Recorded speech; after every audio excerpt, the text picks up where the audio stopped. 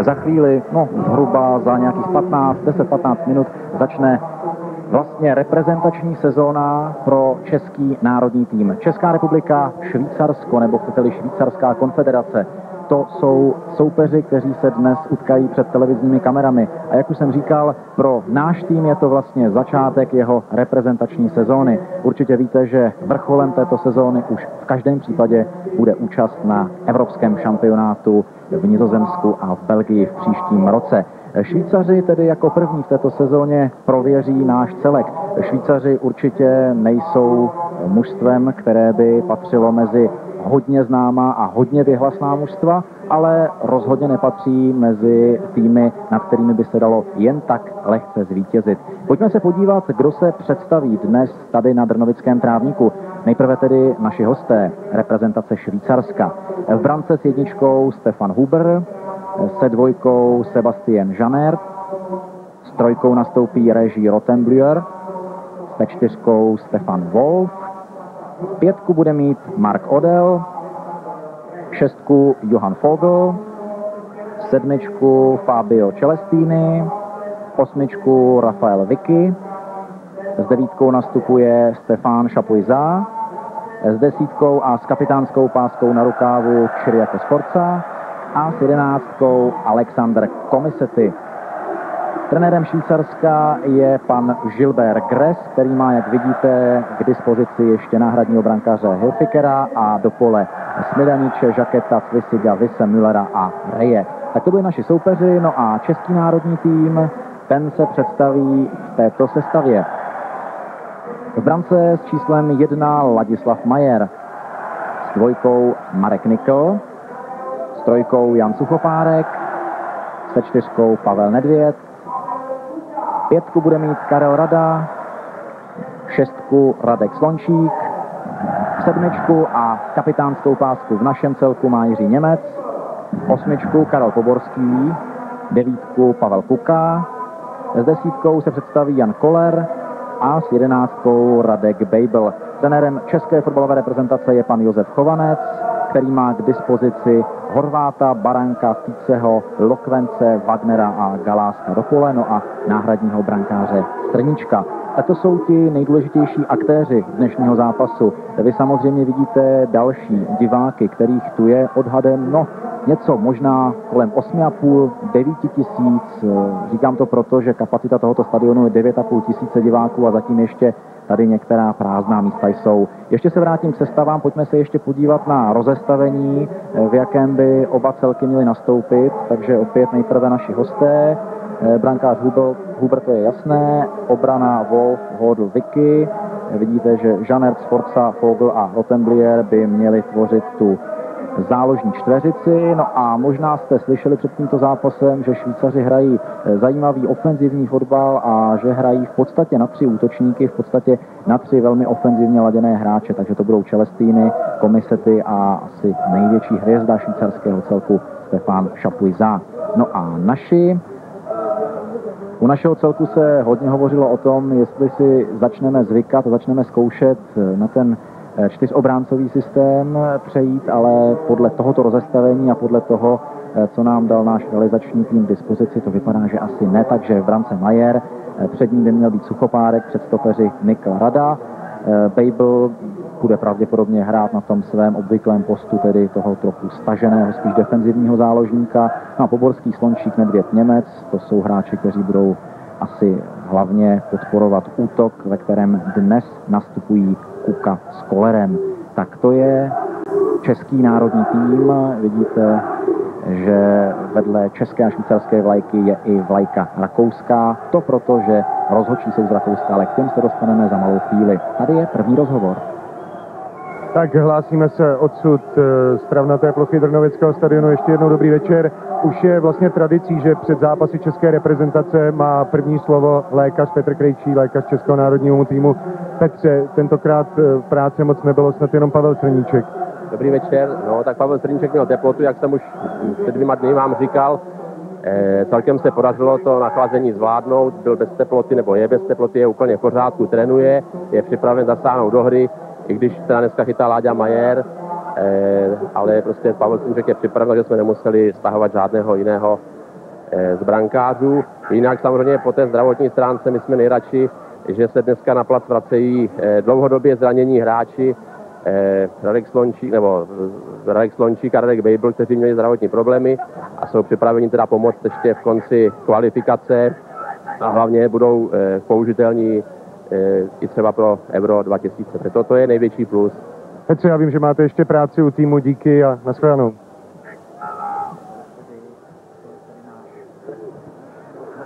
Tolik tedy rozhovor Václava Titlbacha s doktorem Petrem Krejčím, lékařem naší výpravy. Já se k tomuto rozhovoru ještě vrátím. Slyšeli jste dvě jména, myslím, že to jsou jména, která asi fotbalového fanouška nehledě na jeho vyznání, tedy klubovou příslušnost, chcete-li, potěší.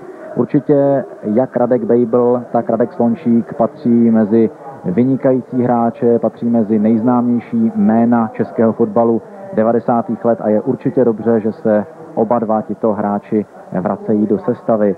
Jinak, když jsme u těch návratů, tak se samozřejmě po delší době vrací do branky i Ladislav Majer. Nevím, jestli Pavla Srníčka mohu označit dnes za jeho konkurenta, protože to je přátelský zápas, ale poslechněme si přímo Pavla. Tak já tady mám Pavla Srníčka. Pavle, měl jste vážné zranění oka, nakonec alespoň sedíte na lavičce. Jakým zázrakem se to podařilo dát dohromady? No, tak ono nešlo jenom o zranění oka, já jsem měl nějakou infekci celkově jako v těle nebo něco a nejvíc mi to vlastně zasáhlo oči.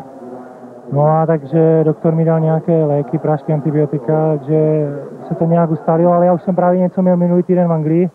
Přijel jsem sem a vlastně tady to nějak vyhrotilo, no, takže jsem rád, že to mám jakž tak za sebou, no ale ještě mám nějaké prášky asi na 4-5 dní, tak uvidíme. Do branky se po dlouhé době postaví Láďa Majer. Vy jste s ním určitě mluvil, v jaké je pohodě a myslíte, že zápas zvládne? Tak já myslím, že jo, protože Láďa jako je zkušený golman a potvrzuje to vlastně každý týden i v té rakouské lize a chytává dobře, jak si myslím, že jako je to pro nás všechny dobře, že i Láďa se sem tam dostane a zachytá se. Děkuji. Tolik tedy Pavel Srníček a jeho názory. Já se ještě přeci jenom vrátím k těm návratům.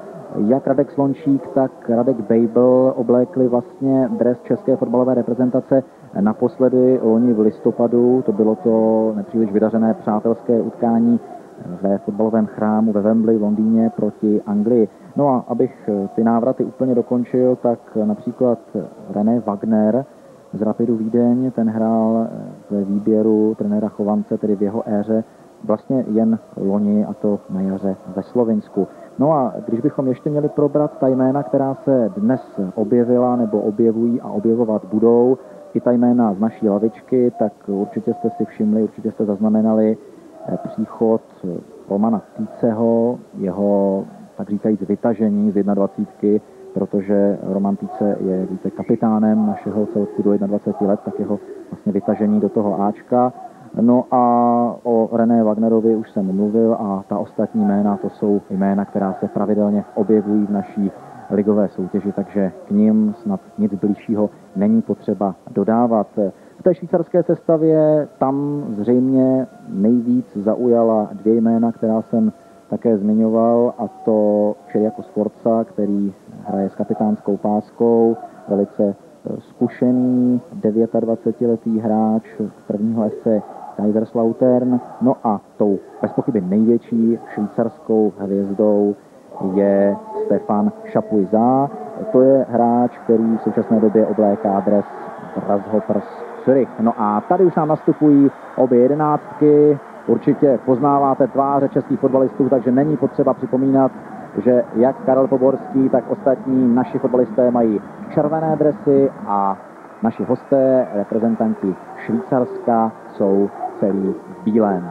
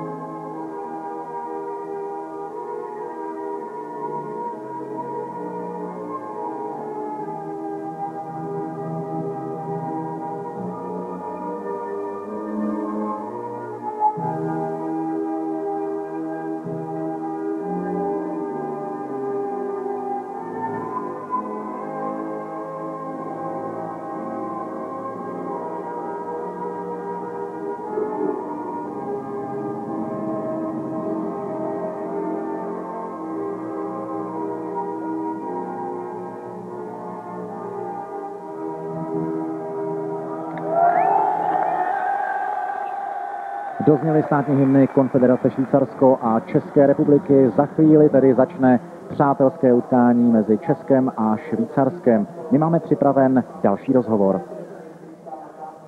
Tak já mám u mikrofonu Vráťu Lokvence a chtěl bych si s ním povídat trošičku na ožehavější téma, než je dnešní mezistátní přátelský zápas Česká republika Švýcarsko. Vráťo, je to událost, která se stala v neděli a kdy fandové Baníku zranili jednu paní, která cestovala do Olomouce a odnesla to ona a málem to odnesla i její dcera. Vy jste se o tom dnes s hráči bavili, dokonce jste vybrali 250 000. Zajímal by mě určitě váš názor.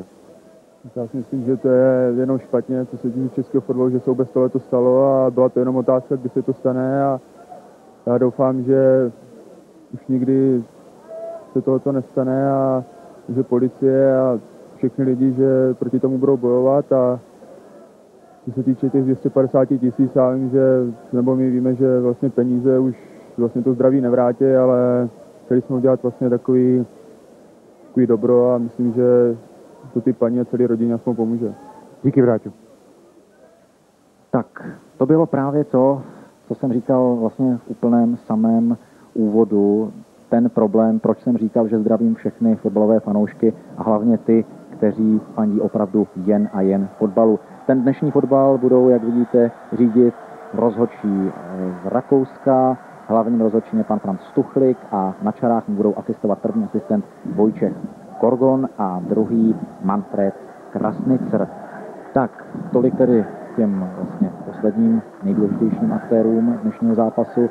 A ještě snad k tomu rozhovoru, který jste slyšeli před chvílí s Vratislavem Lokvencem. Vratislav tam říkal docela zajímavou věc, když řekl, že jednou se to muselo stát. Myslím, že kdo z vás v poslední době někdy byl na fotbale, pokud se tam v uvozovkách vůbec odvážil, tak měl možná podobný názor. Bohužel se asi něco podobného muselo stát, aby se zainteresovaní činovníci jak Českomoravského fotbalového svazu, tak policie České republiky začali tímto problémem nějak vážněji zabývat. Věřme, že začnou a věřme, že na našem fotbale se bude jen a jen tleskat, třeba i pískat, třeba i pokřikovat, ale že k fotbalu budou patřit věci opravdu jen a jen ryze fotbalové. Tak, začal nám zápas, naši na vašich obrazovkách, jak jsem říkal, v červených dresech zleva doprava, švýcarská reprezentace v bílém a náš brankář Ladislav Majer měl vlastně první možnost dotknout se míče a my máme první možnost zaútočit Karlem Radou. Ovšem Koller tam byl dobře odzbrojen, ještě Poborský bojuje s Rottenbüllerem. Komisety a od Poborského ten míč mířil do zámezí, takže náš soupeř bude vhazovat konkrétně Reží Rottenbüller, to je tento hráč s číslem 3. Před tímto dnešním zápasem se vlastně všichni zainteresovaní z naší strany shodovali na tom, že by to pro nás rozhodně neměl být jen a jen přátelský zápas, že to je utkání, které je velmi důležité, protože vlastně vstupujeme do sezóny vstupuje velmi široký a velmi kvalitní kádr našeho celku.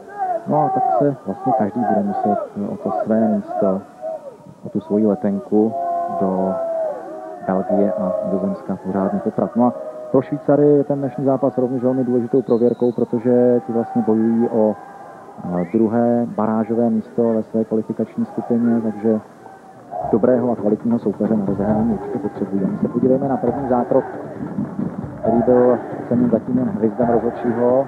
Marek Nikl se tam vyšlápl na Alexandra Komisetyho,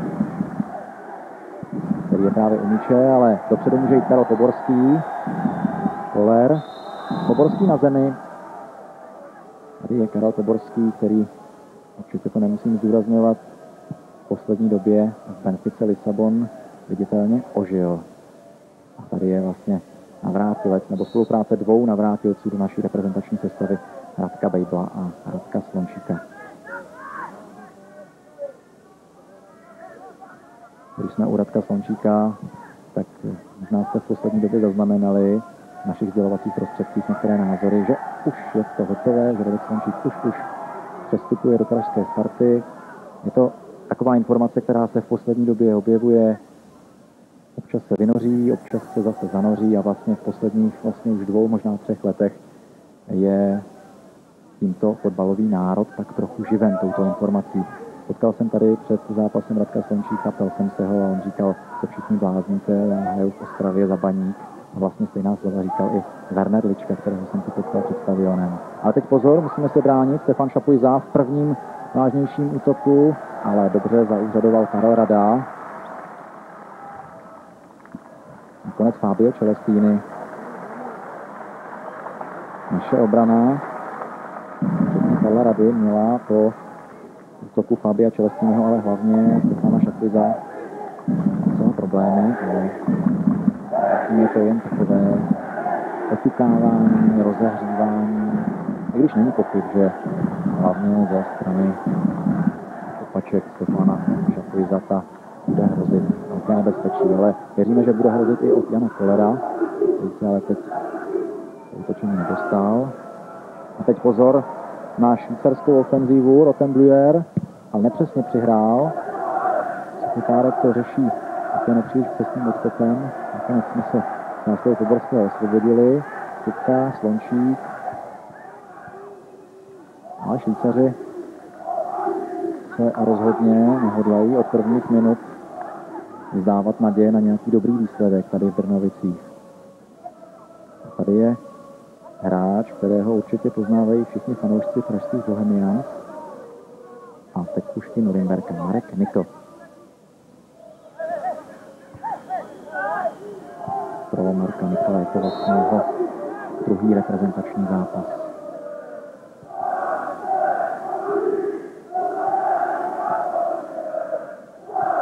Bejbl, Sukopárek, Bejbl, Robert Bejbl. Chtěl si tam narazit s Pavlem Kukou, ale nevyšlo to úplně podle jejich představ, takže dopředu může jít Celestini, souboj dvou sedmiček Jiřího Němce a Fabia Celestiniho nakonec na prospěch našeho celku.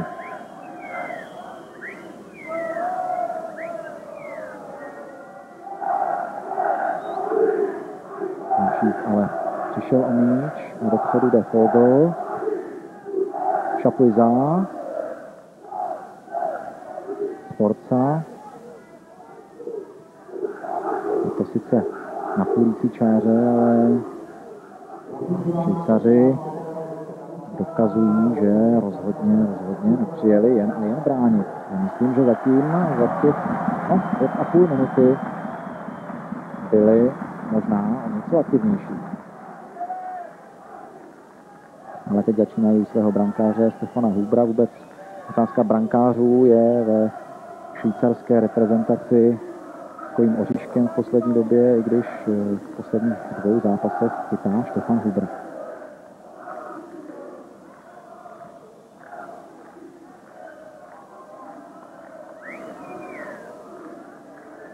Před chviličkou jste možná slyšeli potlesk tady na stadionu. Místní hlasatel opět upozorňoval diváky, že jsou na fotbale. Myslím, že ten dnešní zápas se alespoň po té divácké stránce nese ve velmi zajímavém přátelském duchu fair play a ozvalo se tady i několik pokřiků směrem k Baníku Ostrava, ale my se pojďme podívat na útok Pavla Kuky. Těsně vedle, no z mého pohledu to bylo těsně, uvidíme, jak moc vedle branky Stefana Hubra to bylo. Pavel Kuka, podívejme se ještě jednou, dobře si naběhl na tu Nedvědovu přihrávku a ačkoliv ho tam Mark Fogl stínil, no myslím, že to nebyla tak úplně špatná střela. Pavel Kuka hraje svůj 73. reprezentační zápas. Určitě by ho rád ozdobil svým třeba 26. reprezentačním gólem. Ale abych se vrátil k těm divákům, diváci tady tleskali místnímu hlasateli, který je vyzýval, nebo alespoň takovou menší skupinku vyzýval ke slušnému fandění a ta velká většina se vyjádřila, jasně vyjádřila se potleskem a slyšeli jsme tu i docela hanlivé výkřiky směrem právě fanouškům Baníku. A o tom, že naši fotbalisté, kteří právě teď Kukou útočí, respektive Kollerem, ale ten už to asi nestihne. I když to jsem hodně podcenil tohoto Dlouhana z Anderlechtu, pěkně tam přihrával, ale Pavlu Kukovi už ten míč přes švýcarskou obranu nedostal. Ale ještě můžeme dopředu, Jiří Němec, teď jsou naši při chuti. Kuka je zády k brance, má tam Poborského. Poborský No, co chybělo? Myslím, že slovní spojení Karel Poborský a Padáček nemusím nějak zvlášť rozebírat. Pojďme se podívat ještě jednou. Pavel Kuka tam byl tísněn, tak přihrál dozadu a Karel Poborský to vyzkoušel po svém tedy portugalském způsobu. Už to bereme jako způsob hráče portugalské ligy, anebo však víte. Kromě toho, že česká fotbalová reprezentace věnovala onu, myslím, velmi chvályhodnou částku 250 000 korun té zraněné paní z onoho nešťastného vlaku, tak se hráči a realizační tým České republiky vzdávají i startovného v dnešním utkání. No a výtěžek této jednorázové rychlé charitativní akce by měl být předán při posledním kvalifikačním zápase, který naši reprezentanti budou hrát v Praze proti Faerským ostrovům. Tak a naši se teď zdá se zabydleli na polovině Švýcarů, Poborský, Nedvěd, ale Komisety vystihl jejich spolupráci, ještě Komisety, ale dopředu může jít Karel Poborský a stihl to.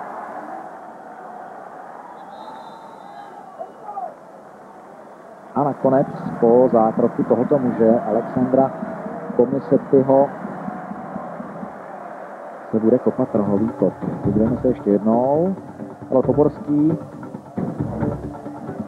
Tak ne, nebude to samozřejmě rohový kop, bude to přímý kop, i když z místa kousek od rohového praporku. Nakonec tam ta signalizace rozhodčího zněla nikoliv roh, ale faul. Ještě naši, ale opět to byl Alexander Komisety, který se teď dvakrát dobře vrátil a vypomohl svým kolegům v obraně. Stefan Čaplizá se teď ocitl na zemi po souboji s Karlem Poborským. Naši, zdá se, přebírají otěže zápasu a to bychom byli určitě rádi. Nevěc končí. Němec.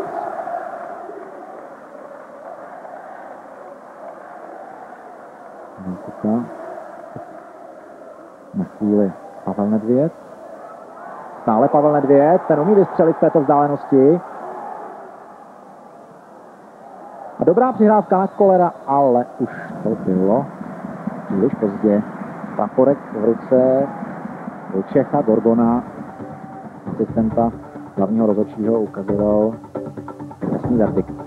Tato střela Jana Kolera přišla už po ostiskání, respektive po zdvižení praporku. 11 minut tohoto duelu je za námi, zatím jsme branku neviděli. Viděli jsme zpočátku nebojácnou hru švýcarské reprezentace a v posledních minutách tlak našich, i když teď pozor.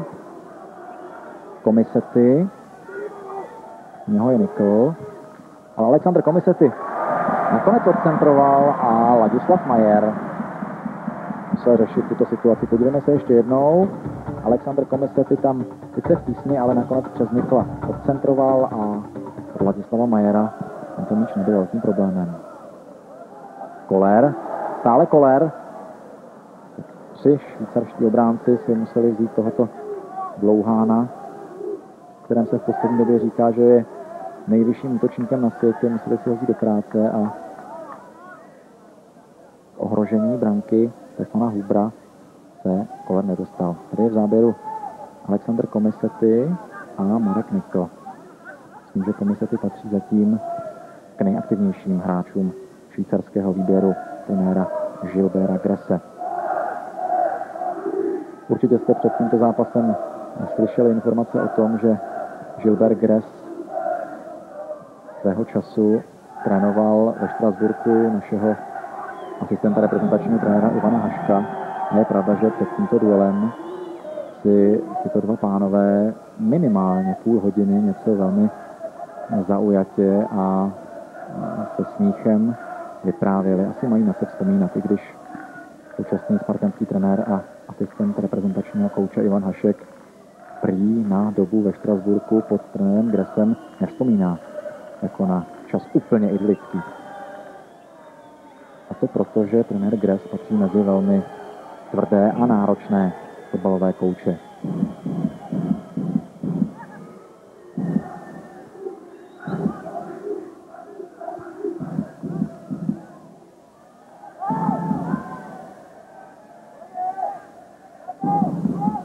Odl přihrával Šelestýnimu, ale nakonec toho nic nebylo.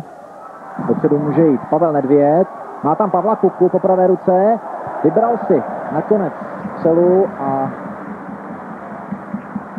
ta střela skončila vedle levé tyče Bůbrovy branky. Ještě jednou viděli jste ten krátký pohled Pavla Nedvěda, který směřoval k Pavlu Kukovi, ale nakonec si záložník římského Lácia vybral jinou variantu, vybral si možnost přímého ohrožení Bůbrovy branky, zatím se to nepovedlo.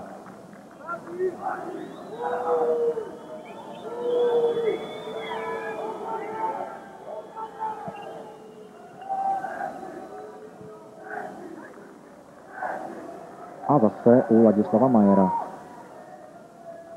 bude začínat náš útok. Možná bychom se mohli podívat i trochu do nedávné historie. Vy, kdo se o fotbal zajímáte, určitě víte, že vlastně v těch novodobých českých fotbalových dějinách, tedy dějinách české reprezentace, byl zápas se Švýcarskem, který jsme odehráli 20. dubna 1994 v Curychu na stadionu Hartturm. A vlastně největší porážkou, protože jsme prohráli 0-3. A 2 branky tehdy dával i dnes na hřišti přítomný Stefan Chapuisat. Je pravda, že jsme to Švýcarům vrátili těsně před evropským šampionátem v roce 1996. Jsme Bazileji vyhráli 2-1. A 2 branky zase pro změnu dával tehdy Pavel Kuka. Teď jste viděli opět situaci, kdy po tomto zdánlivě nenápadném útoku se před branku dostával Aleksandr Komisety a Marek Nikl musel odvracet na rohový kot. Kteří rozehráli, Rottenblier, Kuka odvrátil, ještě Rottenblier, Sforza, Chapuisat, stále Stefan Chapuisat, Suchopárek ho odbyl jen na chvíli a nakonec to všechno vyřešil Marek Nikl dlouhým odkopem. A teď to zase vypadá, jako by se Švýcaři nastěhovali před naši branku. Wolf, Sforza, Rottenblier, Komisety, ale Švýcaři s útokem nespěchají.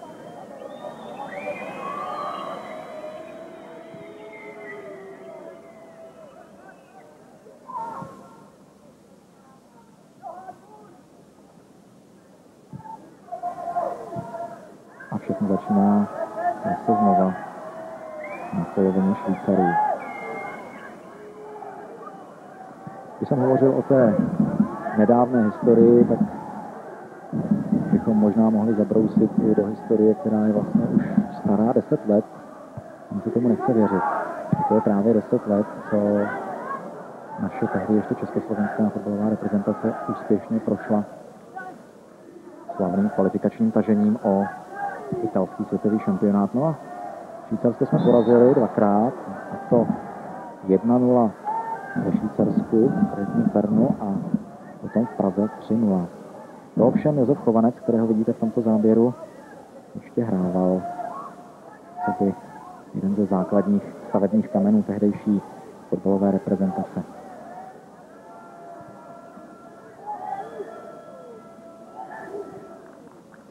Sforza. Pozor na Stefana Chapuisata, který se tam dostal. Po spolupráci s Chiriaco Sforzou se tento muž dostal až před brankáře Ladislava Majera. Podívejme se jak. A velmi šikovně se tam pokoušel. Ale bylo to už po odpískání.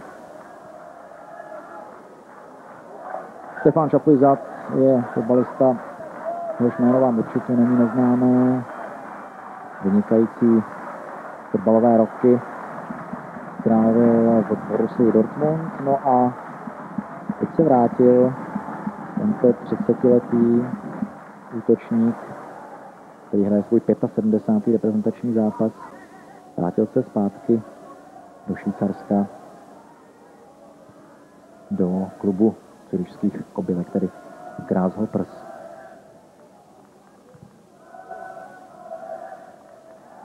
Dopředu může jít Slončík. Dobře přihrál Nedvědovi. Pavel Nedvěd. Tyč! Ještě Poborský. Čechrá tam míč do vápna. Míč se sice ke Kukovi dostal, ale o vteřinku později, než by bylo potřeba. Ještě Koller si tam chtěl narazit, chtěl přiťuknout Pavlu Kukovi, ale nakonec z toho nic nebylo. Ale třeba tohoto muže Pavla Nedvěda rozjasnila tváře fanoušků tady v Drnovicích, takže píšeme si v 19. minutě asi největší příležitost našeho celku. Teď pozor, Koller. A vypadá to, že švýcarská obrana se tomuto útoku ubránila. Pavel Nedvěd, to je hráč, o jehož střeleckých schopnostech ze střední vzdálenosti určitě nikdo nepochybuje. Na svém kontě má zatím 5 reprezentačních branek. Hraje svůj 36. mezistátní zápas.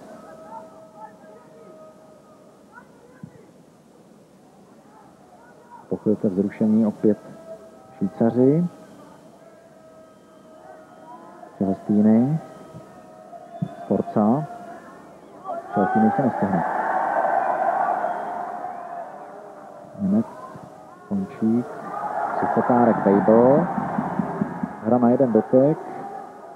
Pavel Nedvěd, Karel Poborský. Ale přišel o míč v souboji s velmi agilním Alexandrem Komisetým. Byl to naopak Švýcaři, Šapuza. Na levé straně měl úplně volného Rottenbliera. A nakonec si tam Alexandr Komisety říkal o míč.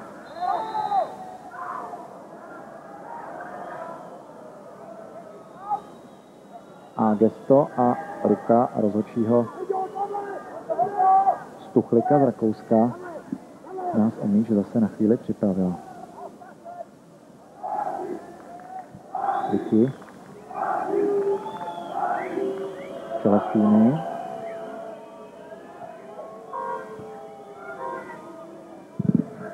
Byl ve spolupráci s Celestýnem, nakonec se mi dostal ke Sforcovi. Přitukl Šapizatem, Komisety. Tak zase, že Alexandr Komisety bude hned tvrdým oříškem pro Marka Nikla a celou naši obranu. Nakonec to Jan Suchopárek vyřešil velmi dobře. Pavel Kuka měl tam rozběhnutého Karla Poborského, ale zůstal u míče. Stále Pavel Kuka.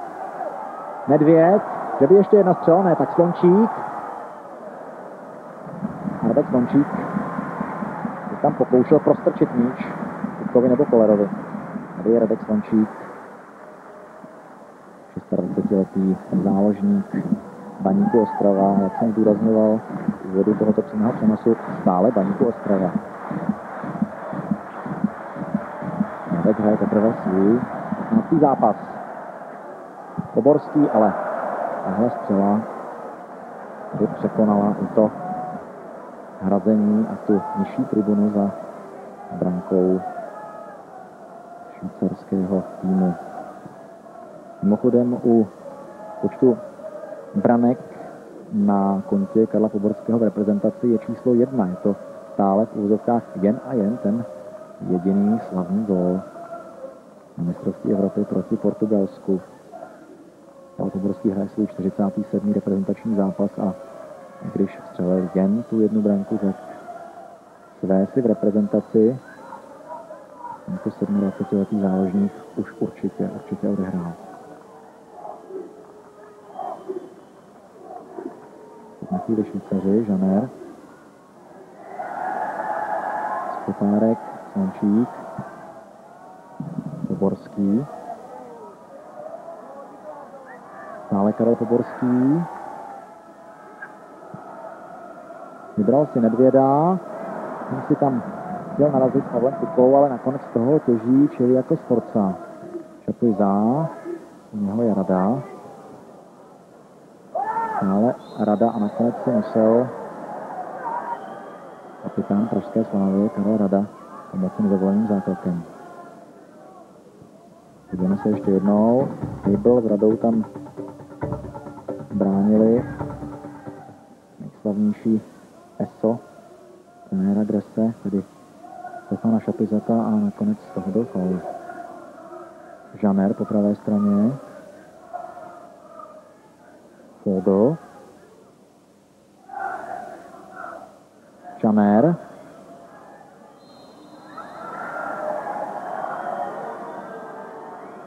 A nakonec z toho bude další možnost pro Švýcary. Sebastian Žaner se tam dobře probíjel po pravé straně a naši hráči si pomohli nevědomým zákrokem. Tady je Sebastian Žaner, 26letý hráč Sarvot Ženeva. Tak nebezpečná situace před brankou tohoto muže Ladislava Majera. A kdo jiný než Stefan Šapíza.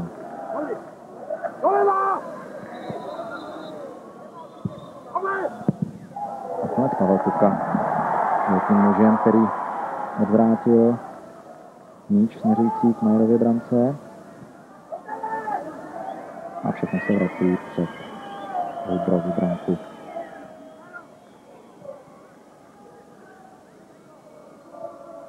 Wolf.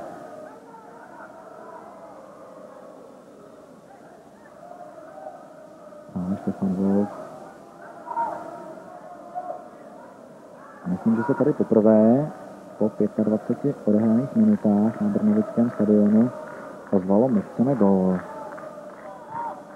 Tak věřme, že Švýcaři si teď tento pokřik nevezmou za svůj, a opět to byl Sebastian Žaner, který po pravé straně zahrozil naší obraně. Trenér Josef Chovanec před tímto zápasem říkal, že rozhodně odmítá jakékoliv experimenty. Opět to byl Sebastian Žaner, který teď v posledních minutách udělal hodně starostí naší obraně. Ještě jednou šapy za tu Froch a Žáretova hlavička nad. Trenér Chovanec říkal, že rozhodně nechce nějak zvlášť experimentovat, že hráčů, kteří přicházejí v úvahu pro nadcházející sezónu, je celá řada, ale že sestava, která dnes vyběhne na trávník, bude rozhodně plnohodnotná. Tím plnohodnotným článkem je určitě i Jan Koller, kterého teď Johan Fogl srazil. To dost daleko před 16. Podívejme se ještě jednou, jak tomu došlo. Nevím, jestli je to vzdálenost přímému ohrožení branky tohoto muže Stefana Hubra. Tady jste v krátkém prostředí viděli poměrně slušně zaplněné brnovické ochozy, ale do těch prázdných míst tady vyprodáno není. Tak nakonec Slončíková přihrávka na Bejbla, ale tenhle signál našim nevyšel. Stopárek. Nedvěd. Bejbl. Nikl. Kuka. Nikl. Spolupráce dvou nedávných spoluhráčů z Norimberku. Stále ještě fotbalista první akce Norimberk Marek Nikl zakončil tuto spolupráci nepřesnou střelou. Podívejme se ještě jednou. Pěkně prošel tento obránce, ale nakonec ta střela šla vedle branky Stefana Hubra.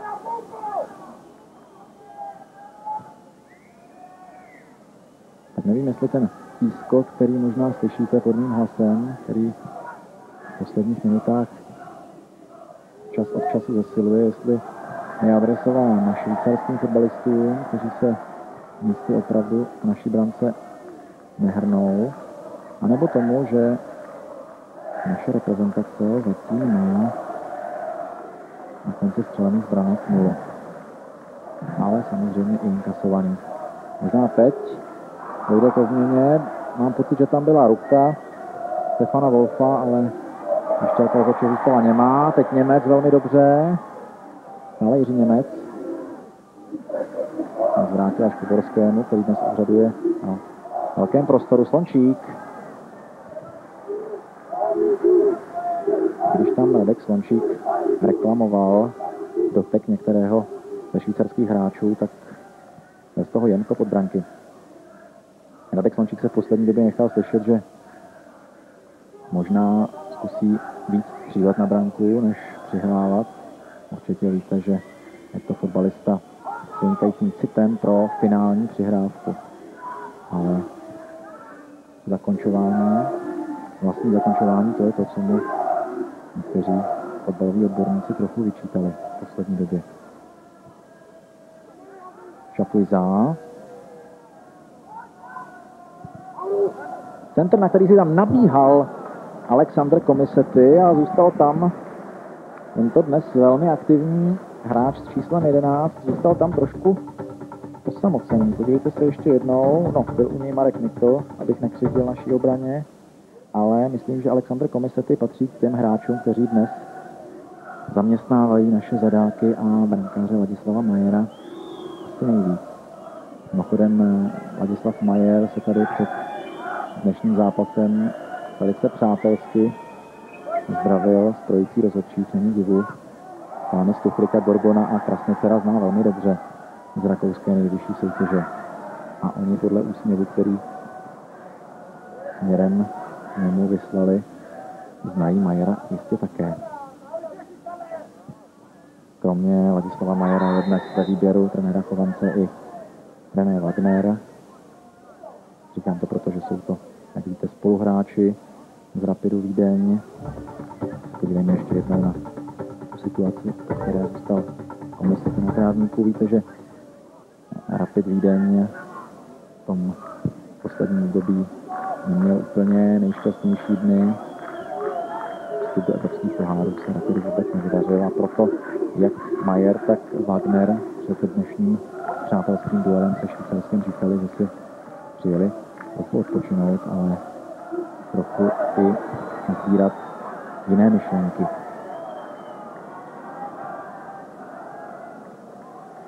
Poborský Němec, spolupráce v defenzívě, Suchopárek, Slončík, Koller. Výborná přihrávka na Pavla Kuku, nebyl to offside v žádném případě, stále Pavel Kuka. Pavel Kuka chtěl vrátit Janu Kollerovi tu přihrávku. Nakonec z toho je rohový kop. Podívejme se ještě jednou. Určitě si vzpomínáte na tu situaci ze zápasu v Estonsku, kde vlastně podobným způsobem dával Jan Koller branku. Narazil si s Karlem Poborským a neuvěřitelně rychle se dostal do pokutového území. Ovšem do pokutového území letí míč z kopačky Pavla Nedvěda. A těsně před Janem Kollerem tam teď Stefan Wolf odvracel. Podívejme se ještě jednou. Rohový kop Pavla Nedvěda. Ten míč tam úplně volně doplachtil před dvojici našich hráčů. Byl tam ještě Jan Suchopárek, ale nakonec Stefan Wolf vrátil a z druhé strany se bude kopat rohový kop. Tak stalo. A opět velmi vážné ohrožení Hůbrovy branky. Tak zdá se, že naši hráči si teď vzali opravdu k srdci to volání tribun.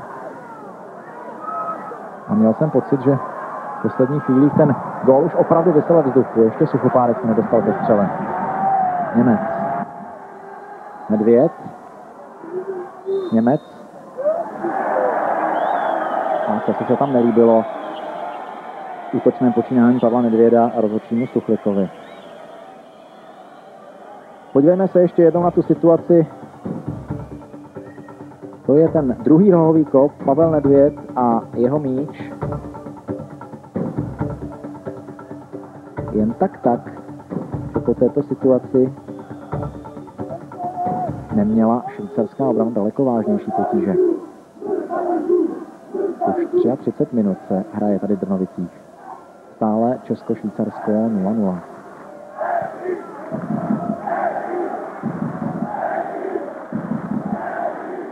A na Moravu možná trochu neobvyklý pokřik Čechy se teď nese Drnovickým stadionem.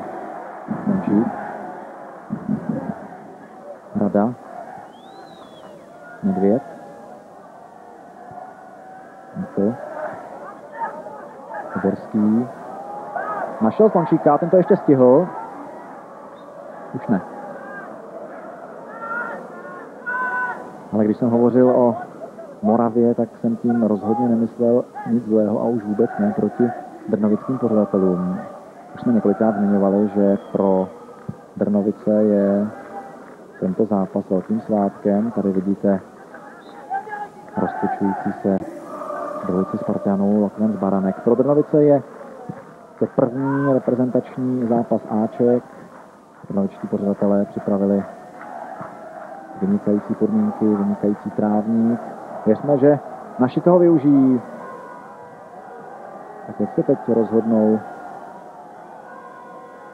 nekouští sudí, nevzali na vědomí gestikulaci Karla Poborského a bude se pouze kopat od Žubrovy branky. Tady v Drnovicích je opravdu vynikající fotbalové prostředí. Pokud znáte z našich přímých televizních přenosů, anebo třeba i z vlastní návštěvy zdejší stadion, tak mi dáte určitě za pravdu, že patří k velmi úpulným a příjemným fotbalovým stánkům. Znovu opakuji, věřme, že se naší reprezentaci v její drnovické premiéře bude dařit tady v Drnovicích. Teď se ale bude muset bránit, protože Stefan Šapuiza tam spadl po tomto zákroku našeho kapitána Jiřího Němce a bude se kopat. Drnovice určitě mají na to, aby se tady vedle pražské Letné, tady vedle stadionu Sparty, vedle Teplic, určitě vedle Olomouce hráli reprezentační zápasy. Byť kapacita je jen těch 9,5 tisíců diváků. Tak obvyklé dohady před předním volným kopem je to opravdu nebezpečná vzdálenost, zhruba metr za 16 za tou čárou oddělující pokutové území od ostatního hřiště. Tak nakonec to byl Komisetti a jeho střela byla zblokována naší zdí. Podívejme se ještě jednou. Alexander Komisetti a těžko říct, kdo z toho trojbloku, že tam byl Mikl, Kolar, to není podstatné. Nakonec odvrátil na rohový kop. Ještě pozor na Komisettiho. Ještě není nebezpečí zažehnáno. Tam je úplně volný Štefan Wolf. Ale tento hráč, Štefan Wolf, podívejme se ještě jednou. Tak, teď už si opravdu dovolím naši obranu pokárat. Podívejte se ještě jednou.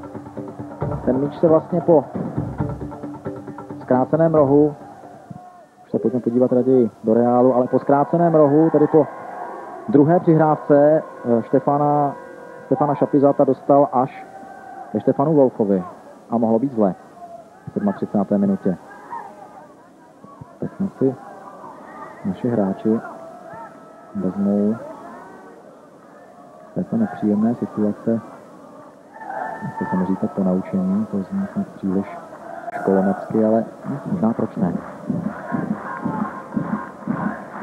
Věřme ale, že je to povzbudí, věřme, že je povzbudí i drnovické obecenstvo, které se snaží a žene dopředu naše hráče. Poborský výtečně tam zasáhl Rafael Vicky. Jeden z dvojice před stoperů. Podívejme se ještě jednou na tu Poborského přihrávku, která tam směřovala před branku. Ale Rafael Vicky, prvé 22letý hráč působící v Německu, ve Werderu Brémy, byl přesně tam, kde měl být. Bohužel, k naší smůle. Němec na zemi. A horkokrevný Fabio Celestini tam ještě něco možná vysvětloval v své mateřštině s Pavlem Nedvědem. Tady je ta situace, po které náš kapitán Jiří Němec Skončil na trávníku. Tady je Fabio Celestini. Byli jste na vidětce v současné době hraje v Lausanne. A bychom tu vizit úplně doplnili jemu 24 let. Tak z této Nedvědovy přihrávky přímého volného kopu nikdo nevytěžil, naopak naši hosté půjdou dopředu. Pozor, Šapuiza, ale už se k ničemu nedostane. Míč má pod kontrolou Ladislav Majer. Místo Končík, Bejbel, Rada.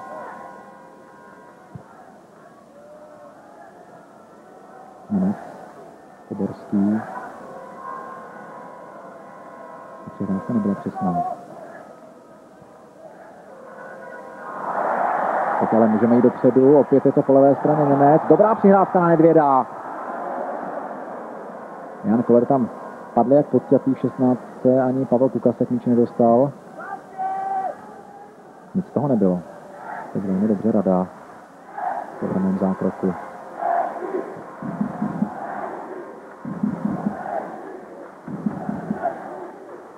Oldo, Sporca, Šapuiza, velmi těsně, velmi tvrdě, strážen Radou, ale v této chvíli čistě. Pavel Kuka se může dostávat tuto chvíli před branku. Nic z toho nebude.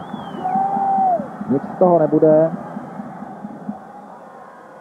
Je to velmi rychlý útok a nakonec si z tohoto útoku odnesou zřejmě jak Pavel Kuka, tak Štefan Huber jen nějaké šrámy. Pavel Kuka se tam snažil se tam dostat k míči a možná se snažil i, jak se říká, vykoledovat si penaltu. Nakonec toho nic nebylo. Když se podíváme na naši sestavu, která vyběhla, tak v ní napočítáme vlastně řadu hráčů, kteří vybojovali ono slavné anglické stříbro. Jak Majer, tak Suchopárek, tak Nedvěd, Rada, Němec, Poborský i Kuka. V žádném případě to ale neznamená, tady je Karel Rada, určitě si vzpomínáte na jeho trochu nečekanou penaltu, kterou suverénním způsobem proměnil v semifinále Eura 96 proti Francii a jeho vynikající výkon i ve finále. Určitě to ale neznamená, že bychom kromě generace Eura 96 neměli jiné fotbalisty, však jich má trenér Chovanec jak na lavičce, tak v domácích i zahraničních klubech dost a dost. Nedvěd se teď pokusil přelstít švýcarskou obranu. Komise si společně s Rottenbuerem ovšem tuto situaci vyřešili. Vůbec se mi zdá, že jméno Alexander Komisety skloňujeme v dnešním zápase možná alespoň ze švýcarských hráčů nejčastěji. Ale teď pozor, abychom nemuseli skloňovat jméno Šapuiza v nějakých pro nás nepříliš vychotivých souvislostech, ale Karel Rada je bráncem velmi zkušený.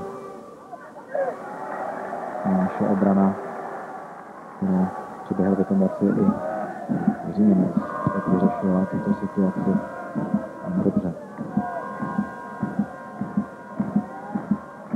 Němec obecně se David Znavicích žene naše hráče dopředu do útoku.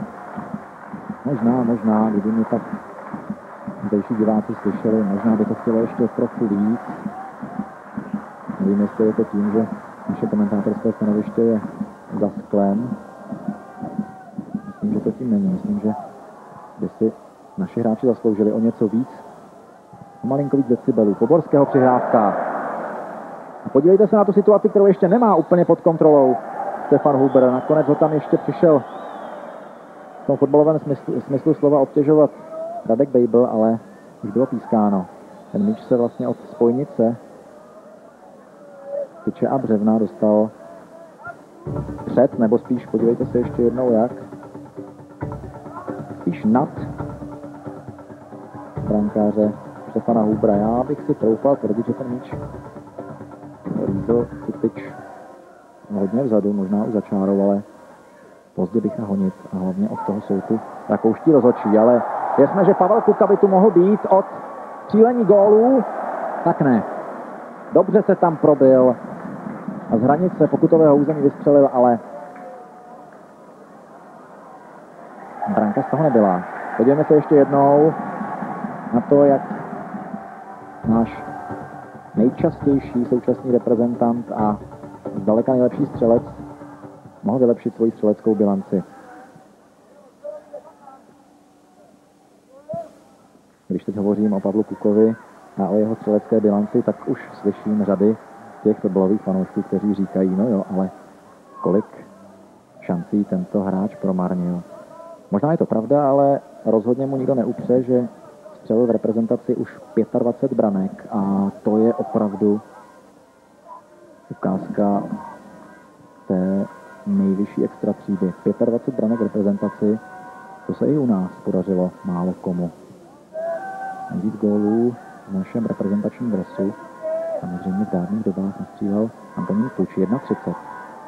6 gólů, to je hranice, která by se mohla překonat. Myslím tím samozřejmě ten rozdíl, který Pavlu Kukovi přichází k tomu, aby se stal nejlepším střelcem naší reprezentační historie. Nebo alespoň, aby tuto bilanci vyrovnal. A pokud se týká zápasu, tak tam zase vévodí Zdeněk Nehoda. Ten odehrál 90 reprezentačních utkání. Ale Kuka jich má na svém konci zatím i s tím dnešním 73. Tady je Pavel Kuka. V současné době útočník Stuttgartu.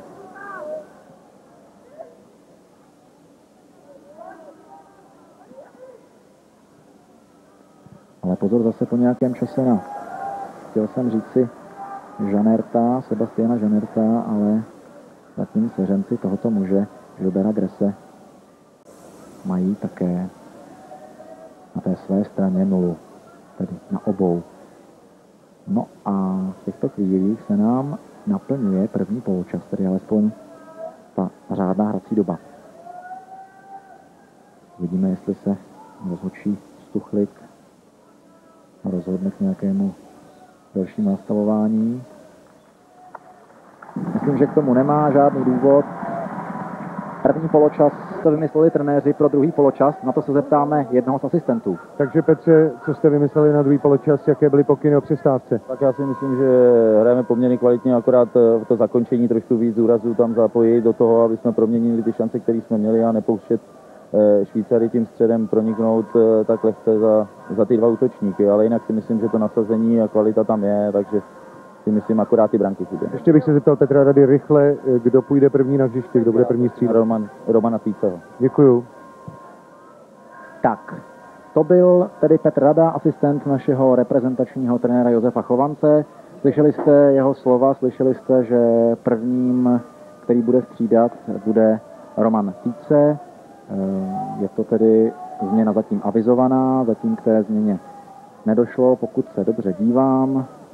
Po obou celcích, jak po švýcarském, tak po českém, tak myslím, že vidím stále ta stejná čísla, stále ty stejné tváře, takže to vypadá, že stále stejné sestavy, to znamená Švýcaři v brance Huber, v obraně Wolf, Hodl, Vicky, před nimi Žaner, Sforza, Pobl, Rottenblüher a vepředu Čelestýny, Šapiza a Komisety. Jestli jsem někoho nepřehlédl, ale myslím, že tam jsou všichni hráči, kteří začali i v tom prvním poločase. No a naši fotbalisté v brance Majer, v obraně Suchopárek, Nikl, Rada, ve středové formaci Nedvěd, Slončík, Němec, Poborský a Bejbl samozřejmě, no a vepředu dvojice útočníků Kuka, Koller. Když bych se měl ještě vrátit ke slovům Petra Rady, určitě lze souhlasit s tím, že jsme viděli rušný a zajímavý první poločas. Petr hovořil o našem celku. Myslím, že pochvalu zaslouží i Švýcaři, zvlášť za některé okamžiky, zvlášť za tu situaci z 35. minuty, kdy se potom odraženém míči po rohovém kopu dostal ještě jednou k centrování Stefan Šapuza a Stefan Wolf tam měl obrovskou příležitost. My jsme ale už teď ve 3. minutě druhého poločasu. Sledujete opakovaný záběr tvrdého střetu mezi Rafaelem Bikim, jedním z dvojice předstoperů Švýcarska a naším defenzivním záložníkem Radkem Bejblem. Ale už se hraje dál a věříme, že se bude hrát podle našich not. Jako třeba v tuto chvíli Pavel Kuka. Stále Pavel Kuka. Centruje před branku, je tam Koller a je to branka, je to gól! Je to gól, vedeme 1-0. Tak, snad jako by mě Pavel Kuka a Jan Koller slyšeli, ale myslím, že slyšeli a vyslyšeli hlavně přání trnovického publika. Myslím, že to byl Jan Suchopárek, který vybojoval míč. Myslím, že to byl právě on, kdo přihrál Pavlu Kukovi a ten, co dodat, klasický útok. Zaplať pánbu, chce se mi říct. Jan Koller autorem té první branky v dnešním zápase. Marko Orl se tam sice snažil zabránit Pavlu Kukovi v odcentrování, ale nepodařilo se mu to. A Jan Koller, to je hráč, jehož jméno jsme slýchali v posledních letech možná s takovým otazníkem v očích, zvlášť ti, kteří si vzpomínali na jeho působení ve Spartě, kde nepatřil určitě mezi ty nejlepší a mezi ty nejopěvovanější útočníky. Ovšem, jakým způsobem se Jan Koller vypracoval v Belgii, v Lokerenu, to je nevídané, neslýchané. Jan Koller cílí první branku dnešního zápasu a svou 4. reprezentační v 6. zápase. To je vizitka par excellence. Ale musíme pochválit i Pavla Kuku, který šel do toho rychlého protiútoku a přesnou přihrávkou našel Jana Kollera. Takže už je to veselější. Vedeme po 50 odehraných minutách na švýcarském 1-0 a věřme, že našim to rozhodně stačit nebude. No a věřme, že tomu zajímavému obrazu hry přispějí teď i Švýcaři, kteří, jak už jsem mnohokrát říkal, rozhodně nepřijeli do Drnovic bránit. Ovšem teď se bránit musí. Slončík, a Kuka se tam snažil velmi vtipně mezi dvojicí Žanere Vicky. Podívejme se ještě jednou. Slončíkův centr. Přihrávka našla Pavla Kuku, který se tam takovým trochu akrobatickým způsobem pokoušel dostat k míči. Nakonec toho nic nebylo, ale Pavel Kuka určitě dnes předvedl, že i ve svých 31 letech, to tak dlouho, co slavil narozeniny, že i ve svých 31 letech je stále vynikajícím útočníkem. Nedvěd, stále Pavel Nedvěd. Ovšem pokud s Pavlem Kukou trošku nerozuměli. Pavel Kuka se mu gestem omlouvá.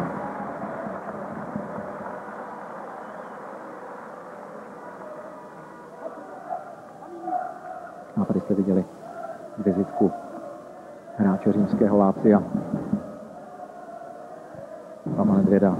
Ten měl v prvním poločase obrovskou příležitost, ale ta jeho střela nakonec skončila na tyči.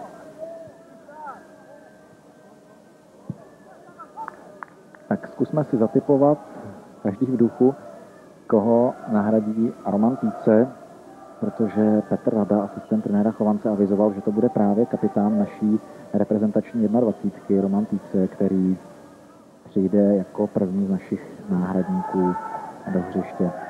Roman Týce možná dneska tady nedaleko v Prostějově 21.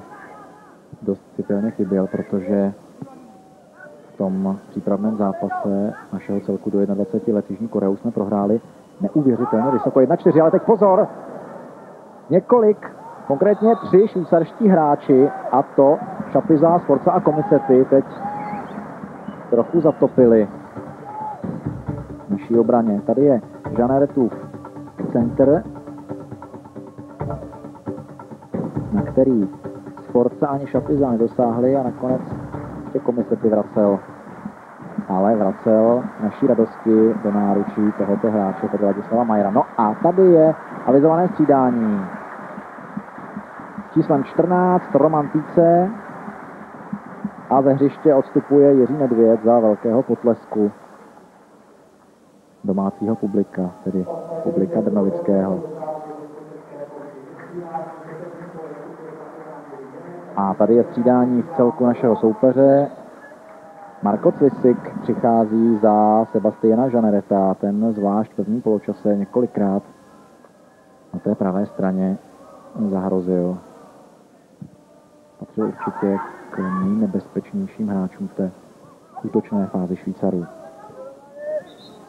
Takže Roman Týce na hřišti, ještě dokončím to, co jsem říkal o 21. Slyšeli jste dobře. Naši mladí fotbalisté v té přípravě v Prostějově dnes odpoledne dlouhou dobu drželi vyrovnanou partii, ale vlastně v posledních minutách inkasovali 3krát a tak se ze zápasu, který se dlouho vyvíjel remízově, stal nakonec debakl 1-4. Těžko říci, zda by Roman Týce odvrátil tuto pohromu, ale určitě kapitán 21 dnes odpoledne chyběl, ale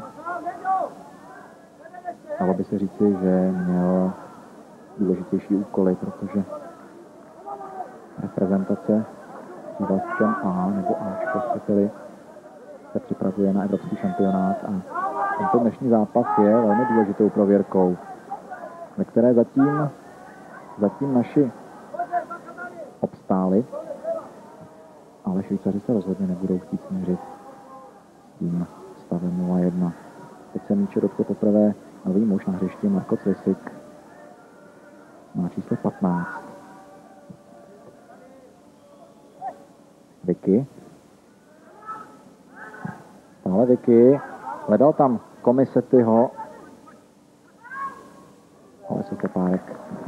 Jan Suchopárek s přehledem vyřešil. Víte, že Jan Suchopárek přestoupil před tímto ligovým ročníkem do TB Berlín, chcete-li tenis Borussia Berlín. A jeho spoluhráčem je mimochodem i náhradní švýcarský brankář Andreas Hilfiger. Ovšem dnes se pravděpodobně tato dvojice z druholigového berlínského klubu na hřišti nepotká. Ovšem pozor na útok, který vedli Čelestýny a Komisety. Nakonec tam Marek Nikl skončil na zemi a tak si může Josef Chovanec a jeho svěřenci oddychnout, protože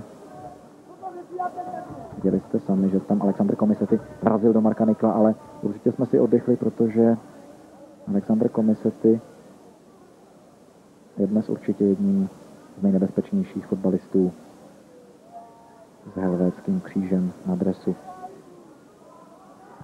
A Ladislav Majer. Ten dnes chytá, věřte nevěřte, teprve svůj 5. reprezentační zápas.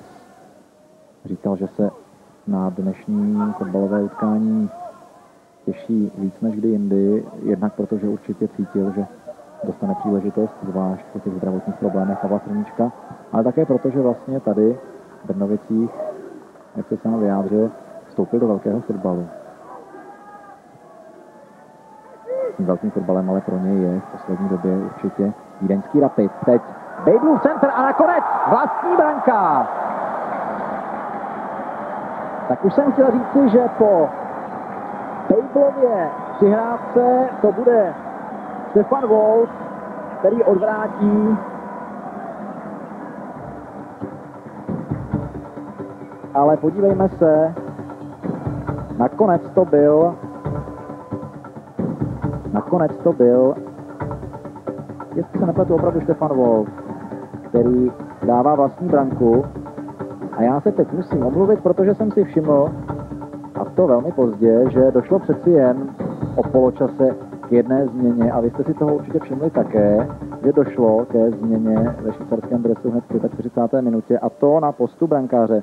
Hovořil jsem o Andreasu Hilfigerovi, tady je Marko Cvisik, ale tady je Andreas Hilfiger, tedy brankář TB Berlín, který nahradil Stefana Hubra, takže došlo ke změně už v 45. minutě, za to se omlouvám. Přeci jen tu 12.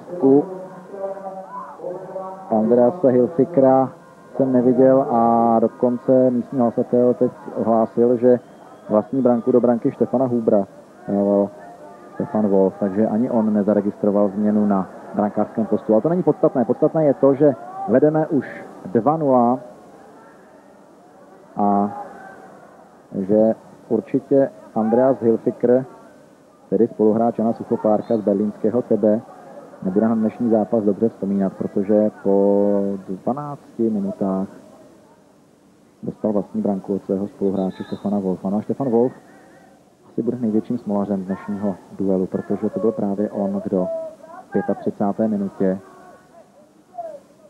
měl obrovskou šanci také na své hlavě, ale Ladislav Majer jeho střelecký pokus kryl. Tak pro nás je to veselější, ale pro Švýcary, kteří teď Rafaelem Likim směřovali center do pokutového území našich, je to už velmi nepříjemné. Vedeme 2-0, ale pozor, Šapuiza zase po nějakém čase v 16. a to je vždycky obrovské nebezpečí, ale věřme, že stejné nebezpečí, ne-li větší, bude znamenat Karel Poborský. Teď jako by si gestem říkal o to, aby se jeho spoluhráči dostali dopředu. Pavel Kuka, Bejbl. Abychom si ujasnili všechny náležitosti, Radek Bejbl převzal kapitánskou pásku po Jiřím Němcovi, ale podstatné je, že teď bude centrovat. Ne, tak nakonec si vybral jenom krátkou přihrádku na Slončíka, stále Slončík, tento s míčem umí, ale před brankou byl dobře postavený Marko Cvisik.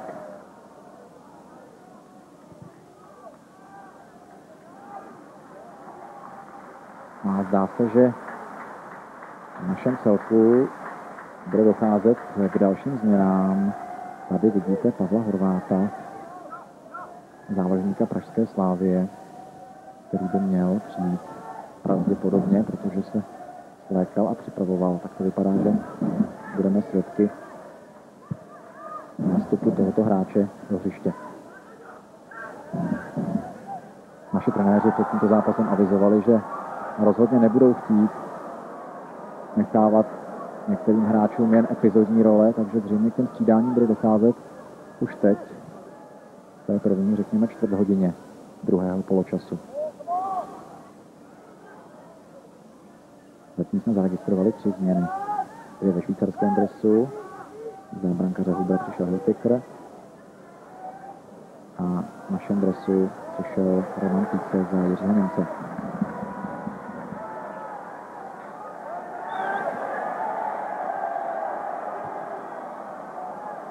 Nedvěd. Stále Pavel Nedvěd. A tam Kolera i Kuku. Nakonec Jan Koller. Autor té první branky. A vyčkoval Jan Koller. Víte, že po přestupu z Lokerenu do Anderlechtu, o kterém se hodně mluvilo nejen v našich, ale především v belgických médiích, si s úsměvem stěžoval, že zatím jen a jen nahrával, ale že to vynahradil v posledním zápase, kdy střelil 2 branky. Myslím tím zápas v nejvyšší soutěži Belgie. No a tady je trenér Josef Chovanec a Pavel Horvát. A pravděpodobně půjde za hřiště Pavel Nedvěd. Tak a sem k nám na komentátorské stanoviště přišel milý host, vlastně domácí, Ivan Kopecký, který je sportovním ředitelem Petr Binovice. Ivane, já vás vítám. Děkuju, dobrý večer. Dobrý večer, tak co zatím říkáte fotbalu? Tak mám z toho radost, protože padly branky a ty jsou koření fotbalu a myslím si, že celý večer je velice pěkný.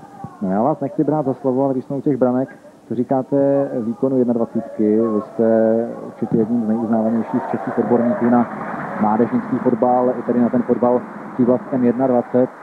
V Prostějově, tady kousek od Drnovic, to dlouho vypadalo na remízu a nakonec s Jižní Koreou prohra 1-4, to je debakl. Je to dost výrazný výsledek. Já jsem odjížděl z Prostějova za stavu 1-1, ale Korejci hráli velice dobře a přímočaře s chodnými přerávkami před branku a bylo vidět, že to byl vlastně jejich vrchol měsíční přípravy tady v Evropě nebo jeden z vrcholů a naši kluci k tomu přistoupili prostě jako k utkání z ligy, pro ně je liga vrcholem a ono to myslím není na škodu, aspoň zase budou trošku na zemi a budou se soustředovat na kvalifikační utkání. Jsme viděli odchod Pavla Nedvěda, nahradil ho Pavel Horváth, a dokonce jsme viděli, že Pavel Nedvěd i odkulhal do šatny, věřme, že to bude v pořádku. Pojďme k tomu zápasu, který právě teď sledujeme, probíhá 63. minuta. Vy jste říkal, že se vám fotbal dneska líbí, tak nějaké jméno byste zmínil? Kdo se vám líbí nejvíc? No, prostě Koller, to je útočník. Mít do mužstvu, tak to je půl vítězství, protože se špatně brání a před brankou soupeře vlastně neuhlídání. Já jsem ho také chválil. Ivane, vzpomínáte si, že vlastně Jan Koller, když hrával ve Spartě, rozhodně nepatřil mezi hráče, na které by se chodilo do ochozu. A dneska, když jsem slyšel reakce trnovického publika, které vlastně Jana Kollera, nevím, možná ani nikdy pořádně nevidělo, tak ta reakce byla obrovská, byla úžasná. Tak on je oblíbený. Získal... Určitě on je oblíbený. Já třeba jsme měli v 21. v Budějovicích poprvé nastoupil proti Norsku. Dal branku, jsme prohráli 2-1, pak jsme postoupili, ale to byl klub velice prostě si žádostivý a takový upřímný a žádný frajer. Prostě přišel a on by byl schopen těm mazákům velice prostě pomáhat s taškama a tak dále, takže to je klub takový, prostě má zlatý srdce. Já si vzpomínám na jeho, myslím, že první, když jsme byli svědky trošku ošemetné situace, Karel Poborský se tam dožadoval nějakého hvězdu rozhodčího, ale nakonec to podle soudu France Stuflika bylo ze strany švýcarských hráčů v pořádku. Já si vzpomínám na první branku v lize, kterou dával Jan Koller na Bohemians a přesně jak říkáte, tam, i když dal branku a vlastně tím tehdy odsoudil Bohemians do druhé ligy a Spartu velmi přiblížil k titulu, tak skutečně to byl právě on, kdo nosil výstroj po zápase, prostě jako bažant, jak se říká. Jan Koller je určitě vynikajícím hráčem a bez pochyby má před sebou velkou fotbalovou budoucnost. Ale ještě jedna věc, využiju toho, že jste vlastně činovník místní, činovník brnovický. Jak jste spokojen zatím s návštěvou? Myslím, že tamhle na naší protější tribuně jsou některá volná místa. Hovořilo se o tom, že bude vyprodáno. No tak jako vyprodáno je, to jsou asi vstupenky, které si vyzvedli někteří diváci, anebo to jsou vstupenky, který prostě zaslali poštou Českomoravský fotbalový svaz, jinak byly prodáno a kdyby prostě bylo více vstupenek především k sezení, tak jsme jich prodali ještě více. Pro Drnovice je to určitě velký svátek. Myslíte, že, já jsem to trošku naznačoval v první půli, že by mohli aspirovat na to stát se třeba vedle Sparty, vedle Teplic, možná vedle Androva stadionu v Olomouci dalším stánkem, který je schopen důstojně hostit reprezentaci. Možná Bazaly bych neměl vynechat, když vidím Radka Slončíka. Pavel Kuka, podívejme se, nakonec mu tam jeden ze Švýcarů kopl ten míč v poslední chvíli. Do Drnovice a reprezentace. Tak já si myslím, že pro Drnovice to je určitě a vůbec pro Vyškovsko a Blansko a prostě tady to okolí svátek. Ty lidi jsou prostě šťastní, že můžou vidět tak výborný fotbalisty, jako se tady dneska sešli zblízka a takováto utkání mezistátní přípravy my se měli hrát na takovýchto hřištích malých městech, protože ty diváci chtějí vidět ty hráče zblízka. Myslím si, že v Praze nebo v největším městě by toho diváci nepřišlo. Když mluvíte o těch menších městech a fotbale, tak mě napadá, v poslední době se také hodně hovoří o tom, že domácí pohár nemá takovou kulisu a nemá takovou diváckou podporu, tedy alespoň ten finálový zápas. Pokud si dobře vzpomínám, tak kdysi bylo pravidlo, že se v finále poháru hrálo na menších městech, dokonce na i vysloveně venkovských hřištích, kde kolem trávníků byla ona známá zábradlí, takže... Tak kdyby se Sparta Slavie dostala do finále, tak Praha bude taky plná, ale zatím se tam nedostali do finále, takže já bych doporučil, aby to hrálo na menších městech a vidím, jaký aplaus sklízejí prostě hráči, kteří opravdu Pavel Kuka a Honza Koller, který odcházejí, jsou to vynikající fotbalisti. V každém případě určitě patří velký dík těmto dvěma hráčům a v 67. minutě vlastně vyměňujeme útočný tandem. Vratislav Lokvent přišel za Jana Kollera a René Wagner přišel za Pavla Kuku. Čerstvá krev do našeho útoku. Myslím, že Kuka s Kollerem si dneska odehráli své. No, určitě. Byl to výborný dva hroty, který prostě zaměstnávali neustále obránce, ale nastoupil René a Vráťa, oba dva jsme měli 20, takže znám velice. Vím to. Takže myslíte, že mohou ještě rozhýbat? No, René je velice rychlý breakový hráč a Vráťa zase je trochu vynikající. Já si myslím, že budou ještě velice nebezpečný. Jsme Reného vlastně dlouhou dobu neviděli v naší lize a podívejme se, už se tam dostával do první ošemetné situace. A my bychom možná mohli teď zjistit, jak to vypadá s Pavlem Nedvědem. Možná bychom mohli mít informaci přímo od lékaře našeho týmu. Pan doktor Petr Krejčí se právě vrátil ze šatny, takže jak to vypadá s Pavlem Nedvědem? Prý má něco s kolenem. Má trošku kontuzi levého kolena, trošku má i porušený kožní kryt, ale myslím, že to bude v pořádku. Děkuji. Tak to byl Petr Jirák v krátkém rozhovoru s doktorem Petrem Krejčím, tak věřme, že s Pavlem Nedvědem bude všechno v pořádku a že se bude moci vrátit ve zdraví do špitalské nejvyšší soutěže. Tohle je ovšem koleno úplně jiného muže, Jana Kollera. No a dochází k vystřídání i v celku Švýcarska. S 11 odstupuje Alexander Komisety a se 17 nastupuje Saša Miller. Tady je Saša Miller. To je hráč, který patří mezi ty, řekněme, zkušenější, co se týče věku, ale méně zkušené, co se týče reprezentačních startů, protože ve svých 29 nastupuje k prvnímu utkání, ale myslím, že Alexander Komisety si tady vysloužil právem potlesk publika Trnovického. Ivane, slyšel jsem dobře, že se tady tleská i soupeři? Já myslím, že to je vyspělý obecnost, takže a hlavně dneska, když se nehraje o body, tak si myslím, že je velice na úrovni. No a úplně poslední otázka, kterou vás budu trápit, než vás opět propustím. Co Trnovice v současné době? Je to takový klub, řekl bych, kterému se jednou daří, jednou nedaří, jednou zazáří, jednou propadne. Nevyspytatelný hodně. Já souhlasím, prostě máme doma velice těžké utkání s Baníkem Ostrava. Samozřejmě, že zvládneme, tak nastane trochu pohoda, ale samozřejmě potřebujeme bodovat i venku a tam zase nehrajeme. Fabio Celestini teď byl ovšem v offsideu, takže to vzrušení po přihrávce Čiriaka Sforci bylo úplně zbytečné. Já poděkuji Ivanu Kopeckému za to, že přišel na komentátorské stanoviště a několik minut se tady s námi dělil o, snad můžu Ivane říct, tu radost z dnešního zápasu. Samozřejmě. Takže tolik pro dnešní fotbalový televizní přenos. Ivan Kopecký, sportovní ředitel Petr Trnovice, tedy vlastně náš dnešní hostitel. Ivane, ještě jednou díky a nashledanou. Nashledanou.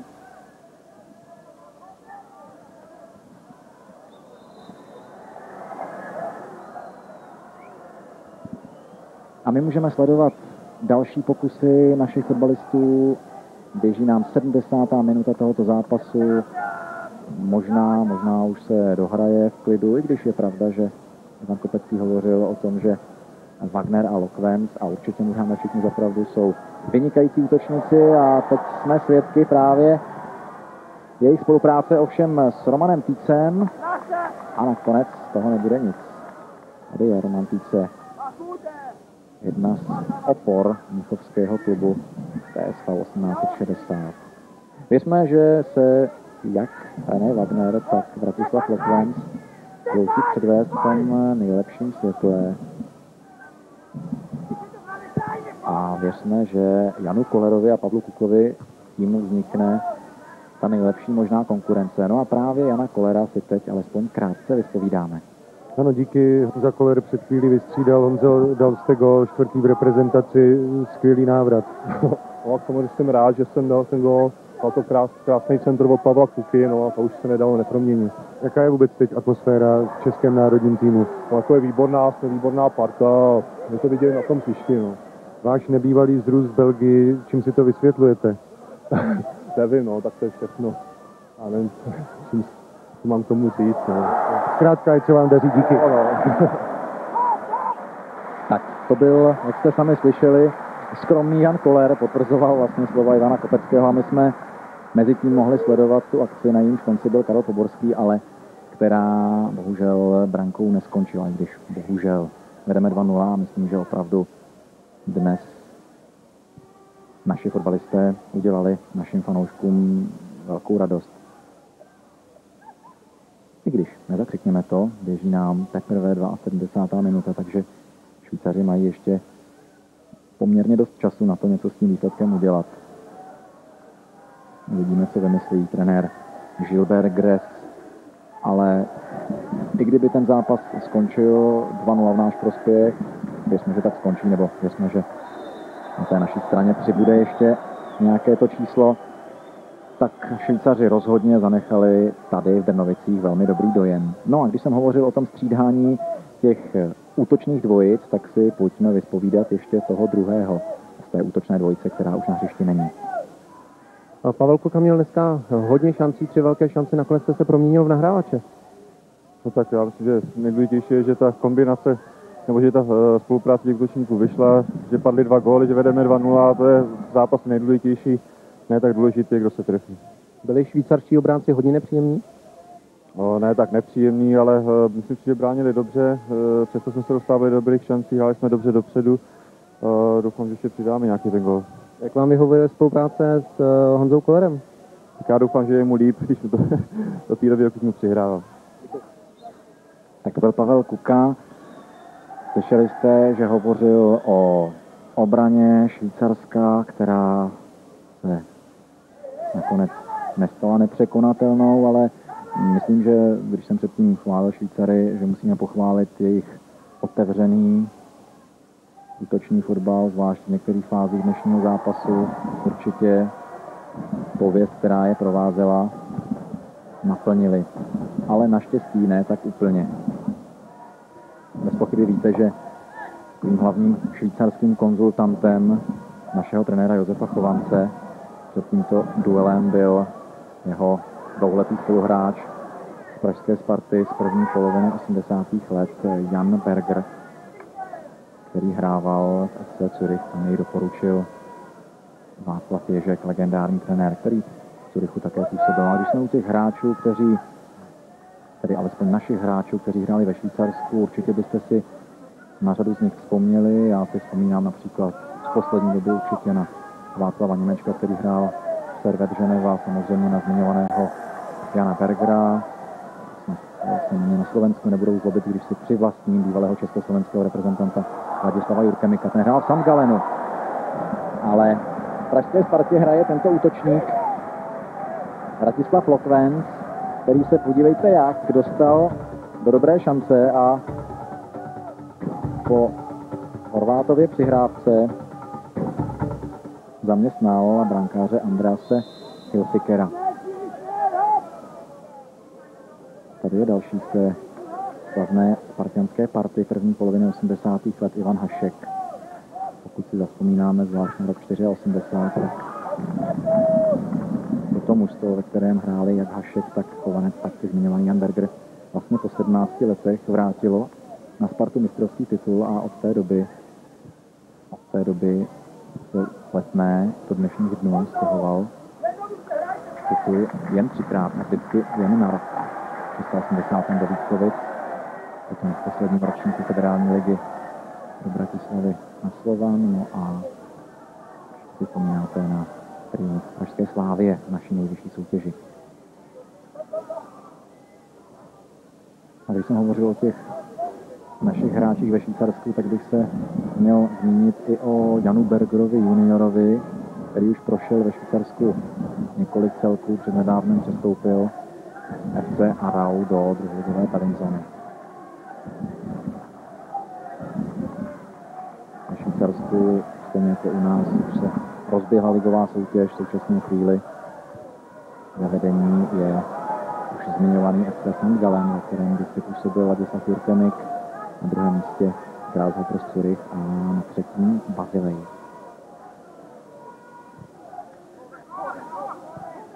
No a obě jedenáctky už se nám teď 14 minut před koncem druhé půle značně proměnily a chystá se další střídání na švýcarské straně. Švýcaři už nemají moc času na to něco velkého s výsledkem udělat, ale nikdy neříkej nikdy. To dnes na fotbalové Moravě platí zvlášť, protože naše 21. opravdu trenérům Bricknerovi a Beránkovi určitě radost prohrou 1-4 neudělala. Bez pochyby nejen jim. Víte všem pozor, Lokvenc. Konec Rottenbluer ve spolupráci s nešťastníkem dnešního utkání Štefanem Wolfem zabránili Vratislavu Lokvencovi v zaútočení. A tím hráčem, který tady teď kulhá, je Johan Vogel, možná právě on to bude, kdo vystřídá na švýcarské straně, ale v každém případě se za chviličku představí na brnovickém trávníku další Moravák, který už dlouhou dobu působí v zahraničí. Tím bude Tomáš Galásek. O jeho odchodu z Baníku Ostrava se napsalo a řeklo už mnohé. Určitě víte, jak dramatický byl pro tohoto muže přechod do nizozemského Tilburgu, nebo chcete Tilburgu. Tak a s číslem 16 Thomas Wiss a reží Rottenbluer, ten si také dnes odehrál ve středové formaci své, vstupuje. A ještě nám tam přišel Boris Smiljanič.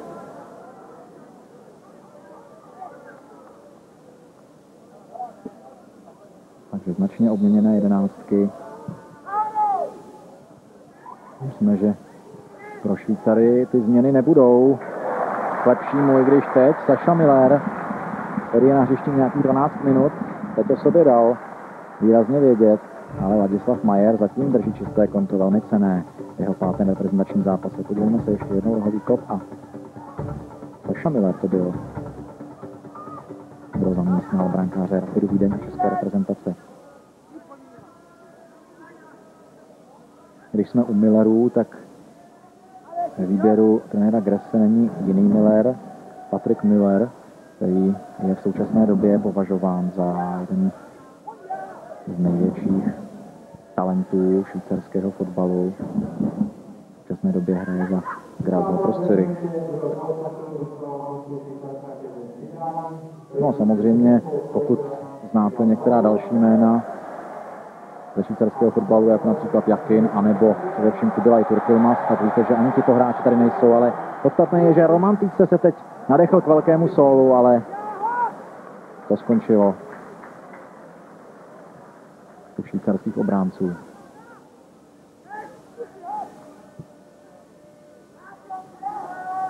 Teď zmiňovaný Miller, ovšem tedy ten, který je dnes tady v Brnovicích, Saša Wiss,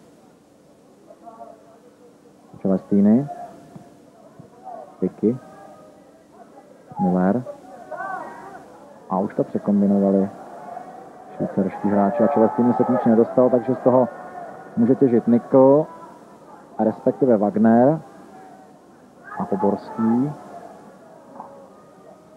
Babel a Slančíka bude trošku dlouhé, ale ostravský záložník to stihne. Zdá se, že budeme dobývat tu švýcarskou tvrz postupným útokem a Nikl se nakonec odhodlal ke střele, vysloužil si potlesk tribun tady v Brnovicích.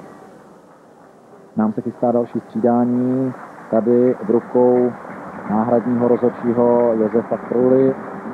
Vidíte tabuli, která ohlašuje, že dojde vlastně k takové ostravské výměně. Alex Lončík, který určitě dnes odvedl velký kus práce, odstupuje ze hřiště a hráč, o kterém jsem před chvílí mluvil, tedy Tomáš Galásek z Tilburgu, bývalý hráč Baníku Ostrava, přichází 10 minut před koncem na hřiště. Mimochodem Josef Krula tady před zápasem velmi živě debatoval a diskutoval s rakouskými rozhodčími, které měl, tak říkajíc, na starosti, a když jsem se ho ptal, jestli je tedy jediným českým rozhodčím, který umí plně německy, tak s úsměvem řekl, že ano, ale pak samozřejmě s ohledem na své kolegy řekl, že to tak v žádném případě není, že je řada dalších, kteří němčinu ovládají. A vůbec ten dnešní duel, myslím se, tady v Ochozech i v zákulisí nese v takovém velmi příjemném přátelském duchu. Samozřejmě, že i ten výsledek, zatím vedeme 2-0, k němu přispívá. A potlesk pro soupeře, byť v nesoutěžním utkání, to je také věc, která je na fotbale určitě velmi příjemná, zvlášť v těchto dnech. Poborský, nakonec dobře, Smiljanič, dopředu může jít Celestini. A i když Švýcaři zůstanou u míče, jejich útok byl poněkud zabržděn rozhodčím Stuchlíkem. No a tady další hráč Miroslav Baranek, který se chystá do hřiště. Tak jestli mě zrak neklame, kromě Pavla Strníčka by příchodem Miroslava Baranka byli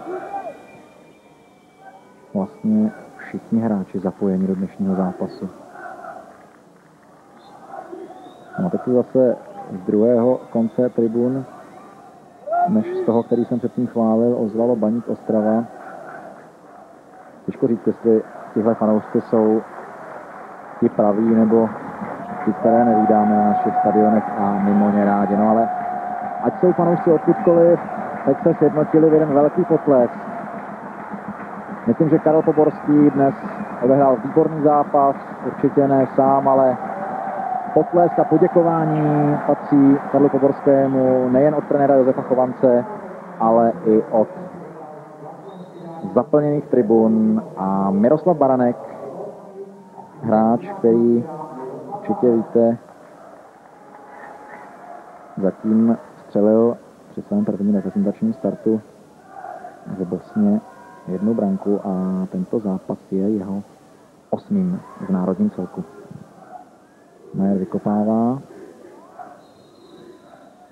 No a Loklenc tam zřejmě v souboji se Štefanem Wolfem provedl něco, co se hlavnímu rozhodčímu Stufrikovi nelíbilo. 2-0 vedeme 6,5 minuty před vypršením řádné hrací doby. Česká fotbalová reprezentace, pokud se tedy už nic zásadního a podstatného nestane, vstoupí do své reprezentační sezóny 1999 až 2000 úspěšně. Určitě jsme viděli dobrý fotbal, určitě jsme viděli hráče, kteří si zaslouží hrát v reprezentačním dresu, a to jsme ještě neviděli takové tradiční opory národního celku, jako například Tomáše Řepku. Toho trenér Chovanec šetří se slovy, že Řepka v současné době bojuje o místo ve Fiorentíně, tedy v základním kádru nebo v základní 11 tohoto italského celku, takže proto tady není Tomáš Řepka. Nejsou to ani další tradiční reprezentanti, Spartané Martin Hašek a Michal Horňák. Je to známka toho, že Josef Chovanec má určitě z čeho vybírat.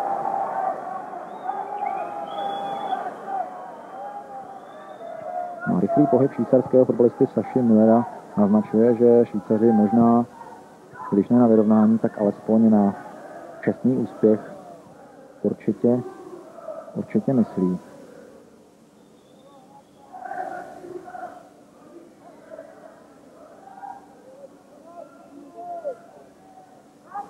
Hodl. Zpátky k Helsikrovi. V tu chvíli to nevypadá, že by se Švýcaři snažili nějak zvlášť o nějaký důrazný protiútok. Mimochodem taková zajímavá zpráva pro fotbalové statistiky. FIFA dnes opět vydala aktuální pořadí světového žebříčku a naši reprezentanti zůstávají a nadále bez pochyby zůstanou na velmi lichotivém třetím místě. Na místě prvním jsou Brazilci, na druhém místě mistři světa z loňského roku Francouzi a podle statistických standardů Světové fotbalové federace ztrácíme na francouzské mistry světa v tomto žebříčku pouhé 2 body. Potom pro zajímavost na 4. místě Itálie, na 5. Německo, na 6. Argentina, 7. Španělsko, pak Chorvatsko, Mexiko a 10. Rumunsko. No a když jsme u těch informací, které se bezprostředně nedotýkají dnešního zápasu, ta jedna, která se týká bezprostředně tohoto zápasu, zní, že velký potlesk vyprovází i Stefána Šafizata, vynikajícího fotbalistu, který se dnes dostal do několika jedných příležitostí, několik jich připravil svým spoluhráčům, ale nic z toho pro nás naštěstí nebylo a přidali Alexander Rej. Tak abych se dostal k těm mimo fotbalovým důležitým událostem, už jsme to dnes jednou říkali, tak to zopakuji. Pokud se nic nepředvídaného a nepříjemného nestane, a my věříme, že nestane, tak vám příští středu ve 20 hodin a 45 minut nabídneme přímý přenos zápasu mezi Borussií Dortmund, tedy celkem, ve kterém Šapuza nedávno působil, a FK Teplice. Určitě víte, že Teplice v tom prvním zápase tohoto předkola Ligy mistrů prohráli doma na Snědlech 0-1 a zápas v Dortmundu bude bez pochyby zajímavý a určitě je dobře, že se na něj můžou těšit i čeští fotbaloví fanoušci, televizní diváci. Suchopárkova přela. Jan Suchopárek se dnes, myslím, poprvé dostal ohrožení branky, ve které už jsme nakonec po několika malých omylech konstatovali, stojí jeho spoluhráč z TB Berlín Andreas Hilfiger. Takže ještě jednou opakuji, pokud jste to neslyšeli před začátkem dnešního přenosu, příští středa bude na televizních obrazovkách TV Nova opravdu fotbalová, protože ve 20:45 začne přímý přenos zápasu mezi Dortmundem a Teplicemi, tedy odveta předkola Ligy mistrů. Na tento zápas mezi českou a švýcarskou fotbalovou reprezentací tady v Brnovicích se nám pomalu, ale jistě blíží ke svému závěru.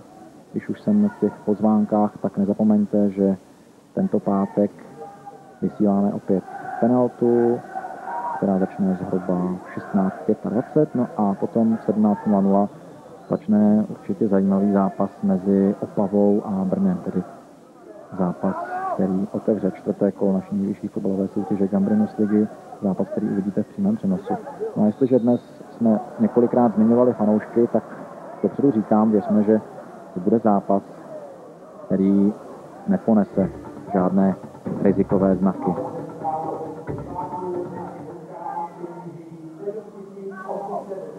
$7,825, to je číslo, které jste možná slyšeli pod mým hlasem. 7,825, teď to i vidíte potvrzené na světelné tabuli tady v Brnovicích. To je počet diváků, kteří si sem našli cestu. Takže ten můj odhad kolem 8 000 nebyl úplně přesný, necelých 8 000. Teď těchto necelých 8 000 diváků vidí útok Reného Wagnera, který tam má Miroslava Baranka. Baranek dostává míč a je to branka! Nádherná spolupráce! Nádherná spolupráce mezi těmito dvěma hráči. Tak René Wagner, vynikající střelec, stejně jako Pavel Kutka se dnes zmínil nahrávače, ale stejně jako Pavel Kutka nahrávače víc než excelentního. Podívejme se ještě jednou. Tady to všechno začalo u Radka Bejbla v defenzivě. Ten míč doputoval, ano, tady je to z druhé kamery vidět velmi dobře, doputoval k René Wagnerovi. René Wagner, přesná přihrávka, no a Miroslavu Barankovi opravdu nezbývalo nic jiného, než střelit svou druhou reprezentační branku. Už jsem říkal, že tu první střelil v zápase Bosna a Hercegovina Česko. Vyhráli jsme v Bosně v říjnu loňského roku v Sarajevu 3-1 a Miroslav Baranek tehdy dával vlastně první branku své reprezentační kariéry a první branku celého zápasu. Teď ovšem dává třetí branku tohoto zápasu a vedeme tak 3-0. Teď v okamžiku, kdy se nám naplnil čas, v okamžiku, kdy už hrajeme přes čas.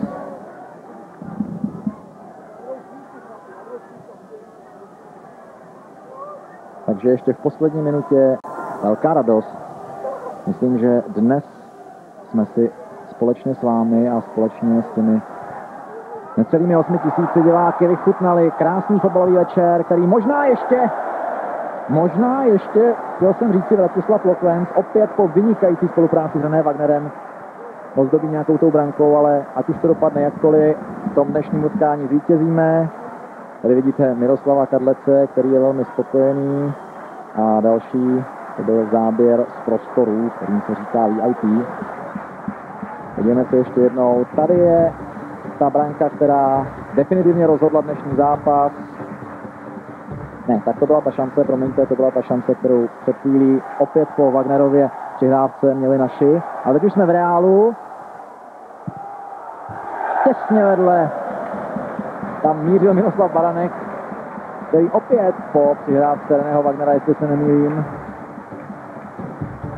Ano, René Wagner, tak to jsou skutečně 3 situace, které, omlouvám se, že jsem to předtím zaměnil, ale 3 situace, kdy René Wagner téměř identicky prošel po pravé straně. Byl z toho sice v uvozovkách jen jeden gól, ale rozhodně tady René Wagner rozhýbal v závěrečných minutách ten náš útok.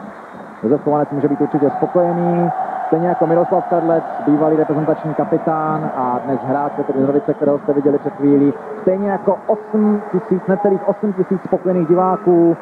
Diváci tady v Drnovicích vstali a standing ovation, tedy potleskem ve stoje, oceňují výkon českých fotbalových reprezentantů. Česká fotbalová reprezentace brankami Kollera, brankou, kterou si dal sám Stefan Wolf, a brankou Miroslava Baranka zvítězila nad švýcarskou reprezentací 3-0. Vstoupili jsme velmi úspěšně do nové reprezentační sezóny a myslím, že to reprezentační trenér Josef Chovanec jen potvrdí. Takže trenér naší reprezentace určitě spokojený, vstup do nové sezóny, jako hrom zápase proměnil v exibici v druhé poločase. Tak já jsem hlavně spokojen s tím, že hráči přistoupili k tomu utkání 100% a bylo vidět už v průběhu našeho soustředění, že se na utkání těší a myslím si, že jsme předvedli dobrý fotbal drnovickému fantastickému publiku, který se sem sešlo na hezký zápas a jsem rád samozřejmě, že nám to utkání vyšlo. Vy jste tohle období vlastně nazval obdobím určité stabilizace toho fotbalového kádru české reprezentace. Jste z tohohle pohledu spokojen s těmi, kteří třeba naskočili po dlouhé době? Tak určitě, já maximálně, protože cítil jsem z mužstva to odhodlání, tu připravenost a každého vlastně hráče, že chce odevzdat na hřišti maximální výkon, že chce na to utkání připravit, tak vědí sami hráči, že jsou součástí generace, která má obrovskou šanci se prosadit na mistrovství Evropy. Vzhledem k tomu, že už tu kvalifikaci máme dobře rozehranou vlastně už v kapse. No a čekají nás ale na druhou stranu kvalifikační utkání 2, velice důležité Litva a Bosna, takže aby nám tady to i nadšení a samozřejmě výkon, aby vydržel, ale není potřeba nic přechvalovat. Myslím si, že i dnešní hře byly pár věcí, na které se museli hráči upozorňovat a už druhou půli se ta situace zlepšila. Děkuji za rozhovor a gratuluju k vítězství. A taky děkuji. Václave, díky za zprostředkování rozhovoru. Josefe, vám samozřejmě blahopřejeme. No a teď je připraven Petr Jirák a druhý rozhovor. Tak já mám tady dva pilíře zadních řad, oba dva hráli po dlouhé době, respektive Roman Týce úplně poprvé, takže jaká to byla premiéra? No tak lepší premiéru jsem si nemohl přát, nastoupil jsem poprvé před plným stadionem, vyhrálo se 3-0, takže myslím, že to bylo to nejlepší, co jsem si mohl přát. Přiznejte se, třásla se vám kolena před tímhle zápasem? Tak samozřejmě, byl jsem dneska poprvé, takže samozřejmě trošku nervózní jsem byl, ale jak jsem nastoupil, tak během první minuty to se mě spadlo. Děkuju. Ladislav Majer dneska vychytal 0, přestože nastoupil po dlouhé době. Bylo to těžké? No, to je těžké každý zápas v národním mužstvu, protože já pořád říkám, že při téhle konkurenci tady u nás, kdy máme v lize a v zahraničích opravdu dobrých brankářů, tak prostě jenom bych si připravil jenom jeden start za národní mužstvo je obrovským úspěchem. Před koncem poločasu tam měl výbornou šanci Wolf, vy jste ji ale zneškodnil. Byla velká bouřka kvůli tomuhle okamžiku v šatně? Tak bouřka je kvůli každý šanci. A je brankář jaký o to, aby něco kytl a mě dneska mužstvo hrozně pomohlo jako stejní diváci a utkání jsme dohrali v krásné atmosféře a o tom ten fotbal je. Děkuji, já vracím slovo Jakubovi. Ano, já za ně děkuji, Petře. Samozřejmě díky za vynikající výkon jak Romanu Týcemu, tak brankáři Ladislavu Majerovi. No a teď se zeptáme na zážitky muže, který přišel na posledních 8 minut a vlastně ten dnešní zápas se rozhodl. Václav Titlbach má slovo. Přesně tak, Miroslav Baranek byl na hřišti 8 minut, chviličku se ohřál a pak druhý gol v reprezentaci, třetí dnes. No to máte pravdu, no. Tak byla to pěkná individuální akce a Janého Wagnera, který mi to pěkně přispěčil a já už jsem vlastně skoro do prázdné brány dával gol. Míro, my jsme teď mluvili s trenérem Chovancem, který říkal, že bude zkoušet širší kádr a samozřejmě snem každého asi českého fotbalisty je se dostat na Euro 2000 do Nizozemská a Belgie. Bude velká tlačenice teď v týmu? Tak určitě vidíte, že ještě spousta hráčů chybí a já si myslím, že je tady dostatek výborných fotbalistů u nás a proto bude velká konkurence. Já samozřejmě udělám všechno pro to, abych se tam dostal do té nominace. Díky za rozhovor. Děkujeme i Miroslavu Barankovi za jeho vynikající výkon a samozřejmě za ten třetí gól. No a my si teď pojďme ještě jednou v klidu všechny ty důležité momenty, všechny ty české branky připomenout. Tak, tohle byla první branka, která padla po vynikající spolupráci mezi Pavlem Kukou a Janem Kollerem. Jan Koller na začátku druhé půle Ještě jednou se podívejme. Pavel Kuka vynikajícím způsobem zatáhl míč po levé straně, odcentroval, no a Jan Koller, to je jeho parketa.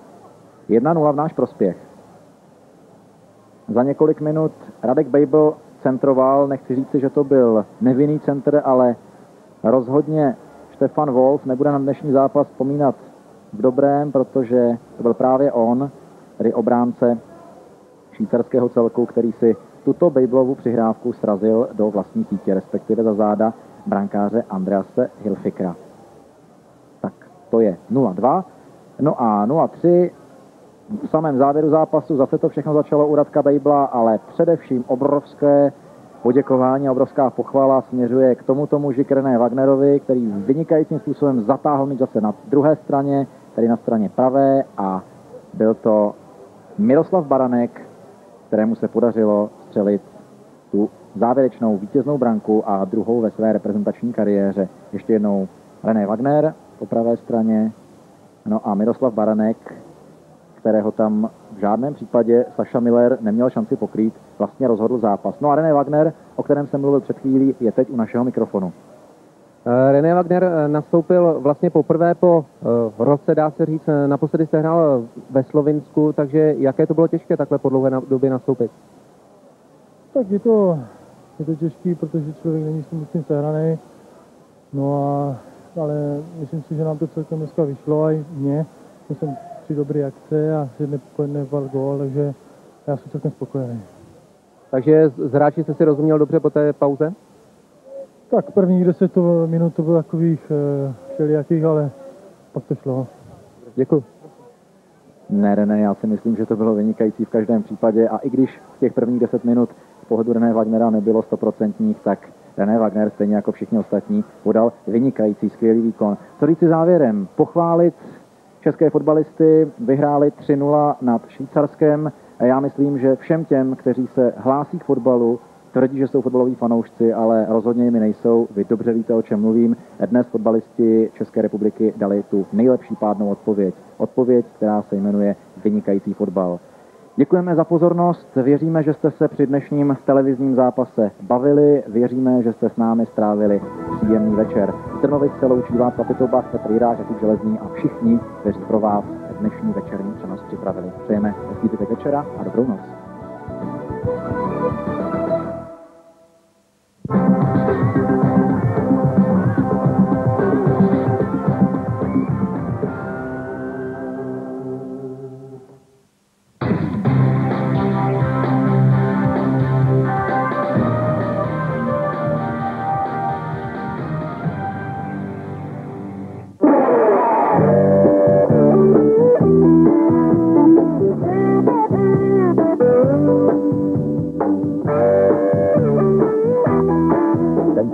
Přináší Cambrinus.